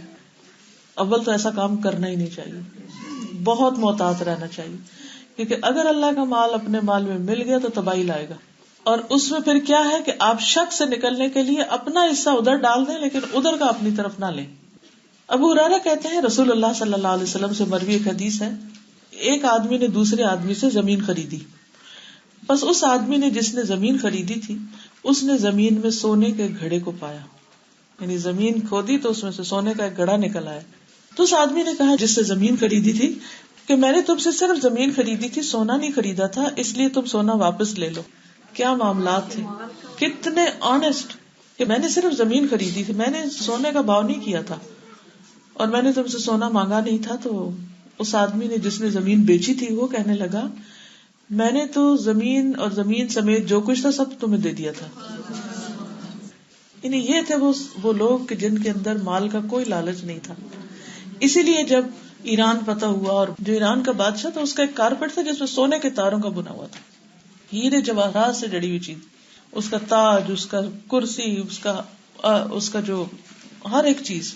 لیکن جب وہ صحابہ سینکڑوں میل سے لائے تو اس میں سے اتنی سی چیزیں پاس نہیں رکھی. اس قدر امانت دار لوگ تھے کیونکہ ان کو یہ یقین تھا جو امانت میں خیانت کرتا ہے وہ منافق ہوتا ہے، اور منافق کی سزا کیا ہے؟ جہنم کے سب سے نچلے گڑھے میں اس کے لیے جلنا ہے. تو وہ ایسی چیزوں سے بہت دور بھاگتے تھے. انہوں نے اپنے دل کو ان چیزوں سے خالی کر دیا تھا کیونکہ ایمان آ گیا تھا اندر. حقیقی ایمان جب بندے کے اندر آتا ہے تو ایسی سیٹسفیکشن ہوتی ہے، ایسا اطمینان ہوتا ہے، ایسا چین ہوتا ہے کہ انسان پھر دنیا کی محبت سے ایک طرح سے بے غرض ہو جاتا ہے. وہ کہتے ہیں 2 عالم سے کرتی ہے بیگانہ دل کو، یعنی دل جو ہے وہ ان چیزوں سے اڑ جاتا ہے کیونکہ ایک بڑی چیز مل گئی. جس بندے کو اپنا رب مل جاتا ہے نا، جو رب کو پا لیتا ہے، اس کو اتنا کچھ مل جاتا ہے کہ پھر یہ چھوٹی چھوٹی چیزوں کے پیچھے وہ نہیں بھاگتا کہ اس نے لے لیا میرا حصہ، اس نے، اور ہماری ساری لڑائیاں اس پر ہیں. بہرحال تو انہوں نے اپنا مقدمہ کسی کے آگے پیش کیا. تو انہوں نے کہا کہ تم دونوں کی اولاد ہے. تو ایک نے کہا میری لڑکی، دوسرے نے کہا لڑکا. کہا کہ آپس میں ان کی شادی کر دو اور ان کو خرچے کے لیے وہ سونا دے دو تو دونوں کے حصے میں آ جائے گا. تو بات ختم. یعنی شک دور کر لو. ہوتا ہی ہے نا کہ انسان جب ایسی کوئی چیز کرتا ہے تو اس کے دل میں شک آ جاتا ہے کہ یہ میرا تو تھا نہیں، تو اب میں اسے استعمال کیسے کروں. تو اصل ایمان اور یقین یہی ہے کہ انسان اس سے اوپر اٹھ جائے. اسی طرح ابو ہریرہ کہتے ہیں کہ نبی صلی اللہ علیہ وسلم نے فرمایا کہ بنی اسرائیل میں سے ایک شخص نے دوسرے شخص سے 1000 دینار قرض مانگا تو اس نے گواہ طلب کی کہ میں جو تمہیں پیسے دے رہا ہوں تو کوئی گواہ لاؤ. تو قرض مانگنے والا کہنے لگا کہ اللہ تعالیٰ گواہ کافی ہے، میرے پاس کوئی گواہ نہیں. کہنے لگا اچھا کسی کی ضمانت دے دو. قرض مانگنے والے نے جواب دیا اللہ ہی کی ضمانت کے لیے کافی ہے، کوئی گارنٹی نہیں، بس اللہ ہی کی گارنٹی. اس نے کہا اچھا تم یہ کہتے ہو، سچ کہتے ہو. تو یہ کہہ کر اس نے ایک مدت مقرر کے لیے 1000 اشرفیاں اسے دے دی. اب جو روپیہ لینے والا تھا وہ روپیہ لے کے اپنے سمندر کے سفر کو نکل گیا، کوئی بزنس ہوگا، اور اپنا کام پورا کر کے واپس آنے کے لیے جہاز کی تلاش کر رہا تھا کہ کوئی مجھے سواری ملے تو میں واپس جاؤں، قرضہ واپس، تاکہ مقرر ڈیٹ پر اپنا قرضہ واپس دے دوں. لیکن جہاز نہیں ملا. مجبوراً ایک کھوکھلی لکڑی کے اندر اس نے 1000 اشرفیاں رکھی، قرض خواہ کے نام ایک خط لکھا، اس کو خوب مضبوط بند کیا اور دریا میں وہ لکڑی ڈال دی جس کو پار کرنا تھا اس نے کشتی سے. کہنے لگا اللہ تو واقف ہے، میں نے فلاں شخص سے 1000 اشرفیاں مانگی تھی، جب اس نے ضمانت مانگی تھی تو میں نے کہا تھا کہ اللہ ضمانت کے لیے کافی ہے، اور وہ تیری ضمانت پہ راضی ہو گیا تھا، اور اس نے گواہ طلب کیے تھے اور میں نے کہا تھا کہ اللہ گواہی کے لیے کافی ہے، تو اس نے تیرے نام پر مجھے راضی ہو کر قرضہ دے دیا. جہاز تلاش کرنے کی بہت کوشش کی ہے لیکن مجھے نہیں ملا. اب میں یہ اشرفیاں تیرے سپرد کر رہا ہوں، تو اس تک اسے پہنچا دے کیونکہ میرا وعدہ ہے. تو اس نے وہ لکڑی سمندر میں ڈال دی یا دریا میں ڈال دی اور لکڑی پانی میں ڈوب گئی. لکڑی ڈال کے وہ واپس آ گیا اور واپس آ کے بھی جہاز کی جستجو کرتا رہا تاکہ اپنے شہر کو پہنچ جائے. اتفاقاً ایک روز قرض خواہ دریا پار یہ دیکھنے آیا کہ شاید کوئی جہاز میرا مال لایا ہو، لیکن جہاز تو نہیں ملا، لیکن وہ لکڑی مل گئی. تو اس کو ضرورت تھی لکڑی کی، تو اس نے کہا چلو گھر لے جاتا ہوں، جا کے تو اسے کاٹ کے کوئی ایندھن جلاتا ہوں. جب اس نے اس کو کاٹا تو اس کے اندر سے خط اور پیسے نکلے. اب کیا ہوا کہ کچھ عرصے کے بعد قرض دار جو تھا وہ بھی آ گیا اور اپنے ساتھ اور پیسے لایا. کہنے لگا اللہ کی قسم میں برابر جہاز تلاش کرتا رہا لیکن مجھے نہیں ملا کہ میں تمہارا مال تمہیں پہنچاؤں، تو اس لیے یہ پیسے تم لے لو. اس کو اب شک تھا کہ پتہ نہیں پیسے ملے ہیں کہ نہیں، اور جو لینے والا تھا اس کو بھی شک تھا کہ یہ اس نے بھیجے یا کسی اور کے میرے ہاتھ لگ گئے. تو اس نے کہا کیا تم نے اس سے پہلے میرا قرضہ واپس بھیجا تھا مجھے؟ اس نے کہا ہاں. کہا دیکھو چونکہ مجھے جہاز نہیں ملا تھا اس لیے میں نے لکڑی میں مال بھر کے تمہیں بھیج دیا. قرض کا کہنے لگا کہ جو لکڑی تم نے بھیجی تھی وہ لکڑی مجھے مل گئی تھی، اللہ نے تمہاری طرف سے اسے مجھے پہنچا دیا تھا، لہذا تم اپنے یہ دینار واپس رکھو. چونکہ یہ واقعہ نبی صلی اللہ علیہ وسلم نے سنایا اس لیے بالکل سچا واقعہ ہے، یہ ایسا نہیں کہ کوئی من گڑت کہانی ہے. اور اس میں بہت سارے سبق ہیں. ایک اللہ کی ضمانت، اللہ کی گواہی، اللہ پہ توکل، اللہ پہ بھروسہ اور سچا ہونا. جو انسان سچا ہوتا ہے، نیت کا سچا ہوتا ہے، خالص ہوتا ہے، اس کے اندر اخلاص ہوتا ہے، اللہ اس کے سارے کاموں کی ذمہ داری لے لیتا ہے. اللہ تعالیٰ اس کو حفاظت میں رکھتا ہے، اللہ تعالیٰ اس کو اپنی پناہ میں رکھتا ہے. اگر کوئی سچا وعدہ کر لے نا کہ میں یہ کرنا ہے، میں نے یہ کام کر کے چھوڑنا ہے، اللہ اسے کرا لے. ہم بہت دفعہ کوئی چیز پڑھتے ہیں، سنتے ہیں، ہم نیکی کے کاموں کا وچار کرتے رہتے ہیں، اچھا اللہ تو ہمیں بھی حج پہ لے جا، اللہ ہمیں بھی کوئی ایسا کام کرنے کی توفیق دے کہ ہم بھی کوئی اچھا سا غریبوں کا ہاسپٹل بنائیں، یا اللہ ہم بھی کوئی یتیموں کے لیے کچھ کریں وغیرہ وغیرہ. لیکن کیا ہوتا ہے وہ بس وائیں نہیں کر رہے ہوتے ہیں، کسی کو دیکھا یا کسی سے کوئی تعریف چاہنے کے لیے، یا ایسے ہی بس بات کرنی ہے نا کوئی بھی کر دو، لیکن اندر سے دل نیت کوئی نہیں ہوتی. کبھی زندگی میں کام ہوتا ہی نہیں، کیونکہ کہنے والے جب کہہ رہے ہیں تو سچا ہی نہیں کہا. لیکن اگر آپ سچے دل سے رو کے اللہ سے دعا کریں اور کہیں یا اللہ میں یہ کرنا چاہتے ہوں تو مجھ سے کروا لے، اور آپ یقین کریں کہ اللہ تعالیٰ آپ سے کروا لے گا، چاہے آپ کے پاس وسائل نہ بھی ہوں، وہ سبب پیدا کر دے گا. کیونکہ سارے خزانوں کا مالک تو وہ خود ہے نا، وہ تو ہمیں آزما رہا ہے کہ ہمارا دل، ہماری نیت کتنی صاف ہے، ہم کتنے سچے اور کتنے کھوٹے. اور بعض اوقات ہم کیوں نہیں نیت کرتے؟ کیونکہ ہم کہتے ہیں وہ چونکہ لگتا نہیں کہ یہ ہو تو کیا کہنا. کیونکہ ہم صرف دعا بھی اس چیز کی مانگتے ہیں جو ہمیں لگتا ہے کہ یہ ہو جائے گی، اور جو لگتا ہے یہ نہیں ہونے کا وہ مانگتے بھی نہیں ہیں. جبکہ اللہ سبحانہ و تعالیٰ پر اتنا پکا یقین ہونا چاہیے کہ وہ اس کے لیے کیا مشکل ہے. بعض لمحات ایسے ہوتے ہیں کہ ہم بہت ایکسائٹیڈ ہوتے ہیں یا بہت ہمارے اندر ایک تڑپ اٹھتی ہے، ان لمحوں کو ضائع نہ کیا کرے. جب کوئی بڑا شدید غم کا دورہ پڑے نا، تو وہ رو رو کے نہیں اپنا وقت ضائع، اس وقت اللہ سے باتیں شروع کر دیں. کہیں خوف آ گیا، اللہ سے باتیں شروع کر دیں. کوئی چیز بہت اچھی لگی، کوئی خوبصورت نظارہ آپ نے دیکھا، یعنی ایک ایکسائٹمنٹ کا ٹائم ہوتا ہے نا جس میں آپ کا اصل سامنے آ جاتا ہے، سارے حجاب ہٹ جاتے ہیں تو آپ اصل ہوتے ہیں. اس وقت اللہ سے دعا کیا کریں. مثلا حضرت زکریا علیہ السلام کب سے دعا کر رہے تھے، لیکن جب انہوں نے حضرت مریم کے پاس پھل دیکھے، انہوں نے کہا ہے دیکھیں نا، ہم حیران ہوتے ہیں نا بعض اوقات، اچھا یہ بھی ہو سکتا ہے تو وائی ناٹ، میرے لیے کیوں نہیں ہو سکتا، یہ کر سکتا ہے میں کیوں نہیں کر سکتا. پھر آپ دعا مانگے، وہ جو دعا ہوگی نا وہ سچی ہوگی، وہ قبول ہو جائے گی انشاءاللہ. جتنی سچی اور خالص اور کھری اور اصلی والی دعا ہوگی نا، جو واقعی اللہ سے آپ کی بات ہوگی، اللہ اس کو آپ کے لیے ایسی جگہ سے آپ کو عطا کرے گا کہ آپ سوچ بھی نہیں سکتے. کیونکہ ہم اپنے ہاتھوں کو دیکھتے ہیں جو جس میں کچھ نہیں ہے، خالی ہے، ہر وہ خالی ہوتے ہیں نا. تو اللہ سبحانہ وتعالیٰ کے تو دونوں ہاتھ بھرے ہوئے ہیں، اور جتنا بھی خرچ کرے وہ کم نہیں ہوتے. بس ہمیں ضرورت ہے کہ ہم اپنے آپ کو ٹھیک کر لیں. ساری مشکل اپنے اندر ہے اور ڈھونڈتے باہر رہتے ہیں، بلیم دوسروں کو کرتے رہتے ہیں. بہرحال تو موضوع تو بہت وسیع ہے اس میں، لیکن چند ایک چیزیں آپ کے سامنے اس لیے رکھی ہیں تاکہ شک کی کیفیت سے نکل کر یقین کی طرف آپ آ جائیں. لیکن ایک اور چیز، شک اور وسوسے کا فرق بھی جاننا چاہیے. وسوسوں پہ توجہ نہیں دینی چاہیے، یعنی شک والی چیز کو تو چھوڑنا ہے، لیکن جب شک بہت زیادہ ہونے لگے تو اس کا کوئی اعتبار نہیں ہوگا، کیونکہ پھر یہ وسوسہ ہو جاتا ہے. مثلا انسان وضو کرتا ہے اور وضو کر کے اسے لگتا ہے اس کا وضو پورا نہیں ہوا، وہ پھر شروع کر دیتا ہے. جب نماز پڑھتا ہے تو پھر اس میں شک کرتا ہے کہ پتہ نہیں پوری پڑی ہے کہ نہیں. تو ایسی صورت میں جب ایک دفعہ وضو کر لیا تو شک کو کوئی گنجائش نہ دے، کہا کہ میں نے کر لیا بس ہو گیا. اچھا، کئی لوگوں کو یہ شک ہوتا ہے کہ کہیں ان کے جسم سے کوئی ہوا یا کوئی ایسی چیز تو نہیں نکل آئی کہ جس کی وجہ سے ان کا وضو ٹوٹ گیا ہو، تو اس شک کو بھی اہمیت نہیں دینی چاہیے. وہ بھی شیطان کا وسوسہ ہوتا ہے، اس کے بھی آگے آپ کو بتا دیا جائے گا. اسی طرح یہ ہے کہ کبھی جسم میں کوئی نجاست لگ جاتی تو آپ کو یہ شک ہو گیا کہ پتہ نہیں وہ صاف ہوئی ہے کہ نہیں، تو دوبارہ اسے دھوئیں گے آپ. اب چونکہ آپ کو پھر بھی یہ نہیں سمجھ آئی کہ پتہ نہیں صاف ہوئی ہے کہ نہیں اس لباس کو، تو بہتر ہے آپ لباس چینج کر لیں، شک دور کر لیں.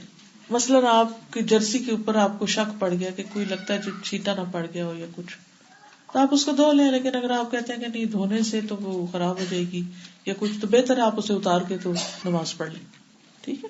لیکن اگر خواہ کوئی وجہ ہی نہیں ہے کہ اس کے ناپاک ہونے کی، اور شیطان، آپ نماز میں کھڑے اور شیطان بار بار وسوسے ڈال رہا ہے، کیا پتا تمہاری جرسی پاک ہی نہ ہو، کیا پتا تمہارا گاؤن پاک ہی نہ ہو، کیا پتا وہ جہاں سے تم گزری تھی وہاں کوئی کتا گزر کے گیا ہو اور تمہارا کپڑا وہاں لگ گیا ہو. یہ سب وسوسے ہیں، ان کی کوئی بنیاد نہیں، آپ کنسیڈر نہیں کریں. ان کا سوال یہ تھا کہ آپ ہاسپٹل میں کام کرتے ہیں اور پیشنٹس کے ساتھ انوالوڈ ہوتے ہیں اور آپ کو شک ہو جاتا ہے کہ آپ کے کپڑے پتہ نہیں پاک ہیں کہ نہیں، تو نماز کا وقت ہے، وہاں سے آپ یونیفارم تو چینج نہیں کرنے جائیں گے کہیں، آپ اسی میں نماز پڑھنی، تو آپ شک کو کنسیڈر نہ کریں، الا یہ کہ کوئی یقینی چیز آپ کے کپڑے کے اوپر لگی ہوئی ہے اور آپ دیکھ رہے ہیں تو پھر اس کو آپ دھو کے صاف کر لیں یا آپ چینج کر لیں. ادروائز صرف شک کی بنا پر آپ نہیں ایکشن لیں گے. ٹھیک ہے. ابو ہریرہ رضی اللہ عنہ سے روایت ہے کہ نبی صلی اللہ علیہ وسلم نے فرمایا، اللہ نے میری امت کی ان غلطیوں کو معاف کر دیا جن کا صرف دل میں وسوسہ گزرے. یعنی بعض اوقات آپ کے دل میں خواہ اللہ کے بارے میں یا رسول کے بارے میں یا فرشتوں کے بارے میں یا قرآن کے بارے میں کوئی وسوسہ آ جاتا، آپ کو وہ یقین کوئی نہیں ہے، وہ ایسے ہی شک گزر گیا، پتہ نہیں قرآن اللہ کی کتاب ہے کہ نہیں. کبھی شیطان ایسے دل میں ڈال دیتا نا، وہاں بس خیال آتا اور چلا جاتا ہے، یا 2-3 دفعہ آ جاتا ہے، یا ایسے پتہ نہیں پروفٹ صلی اللہ علیہ وسلم آئے بھی تھے کہ نہیں، پتہ نہیں یہ ہوا تھا کہ نہیں، خواہ میں آؤٹ آف نتھنگ تو ان وسوسوں پہ پکڑ نہیں, as long as you do not talk about it, don't talk about it, زبان سے نہ نکالیں, کیونکہ جب آپ زبان سے نکالتے ہیں نا, وہ آپ کے کان سنتے ہیں, وہ پھر پکی ہو جاتی بات, وہ دوسروں کو بھی وائرس لگ جاتا ہے. وہ جس نے کبھی سوچا ہی نہیں ہوتا وہ بھی سوچنے لگتا ہے اچھا کیا پتا, ہاں واقعی, وہ شیطان اس کے پیچھے بھی لگ جاتا ہے. تو وسوسے آتے اور جاتے رہتے ہیں کیونکہ شیطان ہمارے پیچھے ہوتا ہے, مگر ان وسوسوں کو آپ بالکل کوئی اہمیت امپورٹنس نہ دیں اور ان کے بارے میں بات بھی نہ کریں. ان کا کیا علاج ہے؟ ایاک نستعین ایک کتاب ہے, اس میں سے ایک چیپٹر ہے وسوسوں کا علاج. ان دعاؤں کو پڑھ لیجئے اور اپنے اوپر صدقار دیجئے تو انشاءاللہ وسوسے نہیں آئیں گے. اچھا, اسی طرح وسوسے کی حدیث پوری میں دہرا دیتی ہوں. تو پچھلی حدیث نبی صلی اللہ علیہ وسلم نے فرمایا, اللہ نے میری امت کی ان غلطیوں کو معاف کیا جن کا صرف دل میں وسوسہ گزرے یا دل میں اس کے کرنے کی خواہش پیدا ہو مگر اس کے مطابق عمل نہ ہو اور بات نہ کی ہو. تو جو وسوسہ یا خواہش صرف دل کے اندر تھی, زبان میں نہیں آئی, تو پکڑ نہیں. اب یہ ہے کہ وسوسے کی بنا پر نماز نہیں توڑنی چاہیے. عباد بن تمیم اپنے چچا عبداللہ بن زید سے روایت کرتے ہیں کہ رسول اللہ صلی اللہ علیہ وسلم سے شکایت کی گئی کہ ایک شخص دوران نماز میں پیٹ میں کچھ حرکت محسوس کرتا ہے, یعنی گڑگڑ سی ہوئی ہے, اور اسے خیال آتا ہے کہ کیا پتا اس ہوا نکل گئی ہو. تو آپ نے فرمایا نماز چھوڑ کے نہ جائے حتیٰ کہ اس کی آواز سنے یا بو آئے. ادروائز اگر صرف کچھ پیٹ میں حرکت سے ہوئی ہے تو اس کی وجہ سے نماز نہیں چھوڑے جب تک یقینی طور پر باہر کوئی چیز نکلے نہ, اور اس کے نکلنے کی علامتیں دو ہیں, یا تو آواز ہو یا اس کی بو ہو, ورنہ اپنی نماز کنٹینیو کرے, کیونکہ شیطان انسان کو اس شک میں ڈال کے نماز کے خشوع میں خلل ڈالتا ہے. ٹھیک ہے. عثمان بن ابو العاص کہتے ہیں انہوں نے نبی صلی اللہ علیہ وسلم کی خدمت میں حاضر ہو کر عرض کیا, اے اللہ کے رسول صلی اللہ علیہ وسلم, شیطان میری نماز اور قرات کے درمیان حائل ہو گیا, یعنی مجھے آیت نہیں آگے آ رہی تھی. کبھی ایسا ہوا آپ کے ساتھ؟ روز وہی سورت پڑھتے اور ایک دن کیا ہوتا ہے, یار اب کیا ہوا, پھر پیچھے سے شروع کرتے, پھر آگے, پھر آپ اللہ اکبر کر دیتے یا کوئی اور سورت شروع کر لیتے, اور کہا کہ وہ مجھے نماز میں شبہ ڈالتا ہے. رسول اللہ صلی اللہ علیہ وسلم نے فرمایا وہ شیطان ہے جسے خنزب کہا جاتا ہے, جس کا کام صرف یہ نماز میں وسوسے ڈالو. جب تو ایسی بات محسوس کرے تو اس سے اللہ کی پناہ مانگ لیا کرو اور اپنے بائیں جانب 3 بار تھتکار دیا کرو. بس میں نے ایسے ہی کیا تو شیطان مجھ سے دور ہو گیا. کیسے؟ یعنی یہ دل کی جگہ ہے نا, اس طرف ایسے کر کے 3 دفعہ تھوکو اس کے اوپر. تھوکو سے مراد یہ نہیں منہ بھر کے تھوکو, اس سے مراد منہ سے ہوا جس میں ہلکی پھلکی تھتکار سی, تھوڑے سے چیٹے سے بھی آ جائے, یعنی پوری تھوک تو نہیں ہوتی ہے. یہ جیسے جھاڑنا جس کو کہتے ہیں نا, تو شیطان کو جھاڑ دو. تو وہ کہتے ہیں میں نے یہ عمل کیا تو میرا وسوسے دور ہو گئے. اس میں مزید چیزیں جو ہے وہ آپ کو ایاک نستعین میں مل جائیں گی. تو حدیث کا خلاصہ کیا ہے؟ سب سے پہلی بات یہ کہ نبی صلی اللہ علیہ وسلم نے بہت چھوٹے سے چند الفاظ میں, چھوٹے سے جملے میں یا چند الفاظ میں آپ صلی اللہ علیہ وسلم نے بہت زبردست بات کی, اور ہمیں اتنا خوبصورت اصول دے دیا ہے کہ ہم شک والی چیز کو چھوڑ کے یقین کی طرف آ جائیں اور اپنے دل میں اطمینان رکھیں. یعنی اسلام شک اور پریشانی میں رہنے سے ہمیں بچاتا ہے. اللہ تعالیٰ ہم سے یہ نہیں چاہتا کہ ہم ہر وقت شک والی زندگی گزاریں اور بے چینی والی اور بے قراری والی, کیونکہ شک جو ہے وہ اطمینان کو رخصت کر دیتا ہے, اور اس سے انسان کی پھر عبادات میں کوئی لطف نہیں رہتا, مزہ نہیں رہتا. تو جب آپ اطمینان چاہتے ہو تو یقین کو کر کے اس کے بعد جس چیز میں شک ہے اس کو ٹھیک کر لیں. مثلاً طواف کیا آپ نے, 6 چکر تھے یا 7 تھے, تو یقین کیا 6 تھے, تو 7ویں میں شک ہو تو ایک اور کر لیں, بس یقین ہو جائے گا کہ اب 7 پورے ہیں. ہاں آپ نے 8 ہی کر لیا, ٹھیک ہے. اور شیطان اور ذلیل ہوتا ہے جس نے آ کے بلوایا تھا. یعنی یہ بھی کتنی خوبصورت بات ہے کہ جب ہمیں یقین کی طرف لایا گیا تو تھوڑا سا ایکسٹرا عمل بتا دیا گیا, تو اس سے انسان آسانی ہو جاتی ہے انسان کو. ہم نماز میں ہوتے تو ہوتا ہے, ہر جگہ پر ساتھ ہوتا ہے, کیونکہ شیطان دشمن ہے نا. حتیٰ کہ موت کے وقت بھی پاس سر پہ آ کے بیٹھ جاتا ہے اور بندے سے کہتا ہے کفر کرو کفر کرو, تو پھر کلمہ اسی کو نصیب ہوتا ہے جو واقعی جس کے اندر ایمان ہوتا ہے, اور اللہ چاہے تو. اس لیے اللہ سبحانہ و تعالیٰ نے ہمیں ایسے ہی نہیں کہا کہ ان الشیطان لکم عدو فاتخذوہ عدوا, لوگوں شیطان تمہارا دشمن ہے, اسے دشمن سمجھو.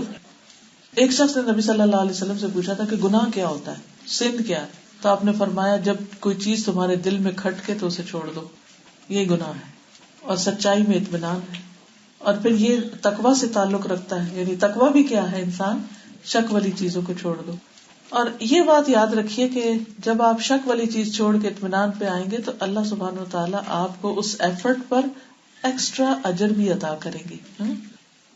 کیونکہ نبی صلی اللہ علیہ وسلم نے فرمایا کہ جس چیز کو تم اللہ کے ڈر سے چھوڑ دو گے اللہ تمہیں اس سے بہتر عطا کرے گا. اللہ اکبر. کتنی ہی چیزیں زندگی میں ہوتی ہیں کہ جن کے بارے میں ہم ڈبل مائنڈیڈ ہوتے ہیں، پتہ نہیں گناہ نہ ہو، پتہ نہیں قبول نہ ہو رہا ہو، پتہ نہیں ٹھیک ہے کہ نہیں. تو اگر دل میں ڈاؤٹ ہے کسی قسم کا تو یا تو وہ ڈاؤٹ دور کرو، دلیل حاصل کرو، علم حاصل کرو، یقین کی کیفیت میں آؤ، یا پھر اگر ڈر لگ رہا ہے کہ یہ ٹھیک نہیں لگتا تو اللہ کے ڈر سے چھوڑ دو، اللہ تمہیں اس سے بہتر نصیب کرے گا. رسول اللہ صلی اللہ علیہ وسلم نے فرمایا اللہ کے نزدیک سب سے افضل ایمان وہ ہے جس میں کوئی شک نہ ہو. پھر اسی طرح یہ ہے کہ انسان کو اگر کسی چیز کے بارے میں شک ہے تو علم والوں سے پوچھ لینا چاہیے.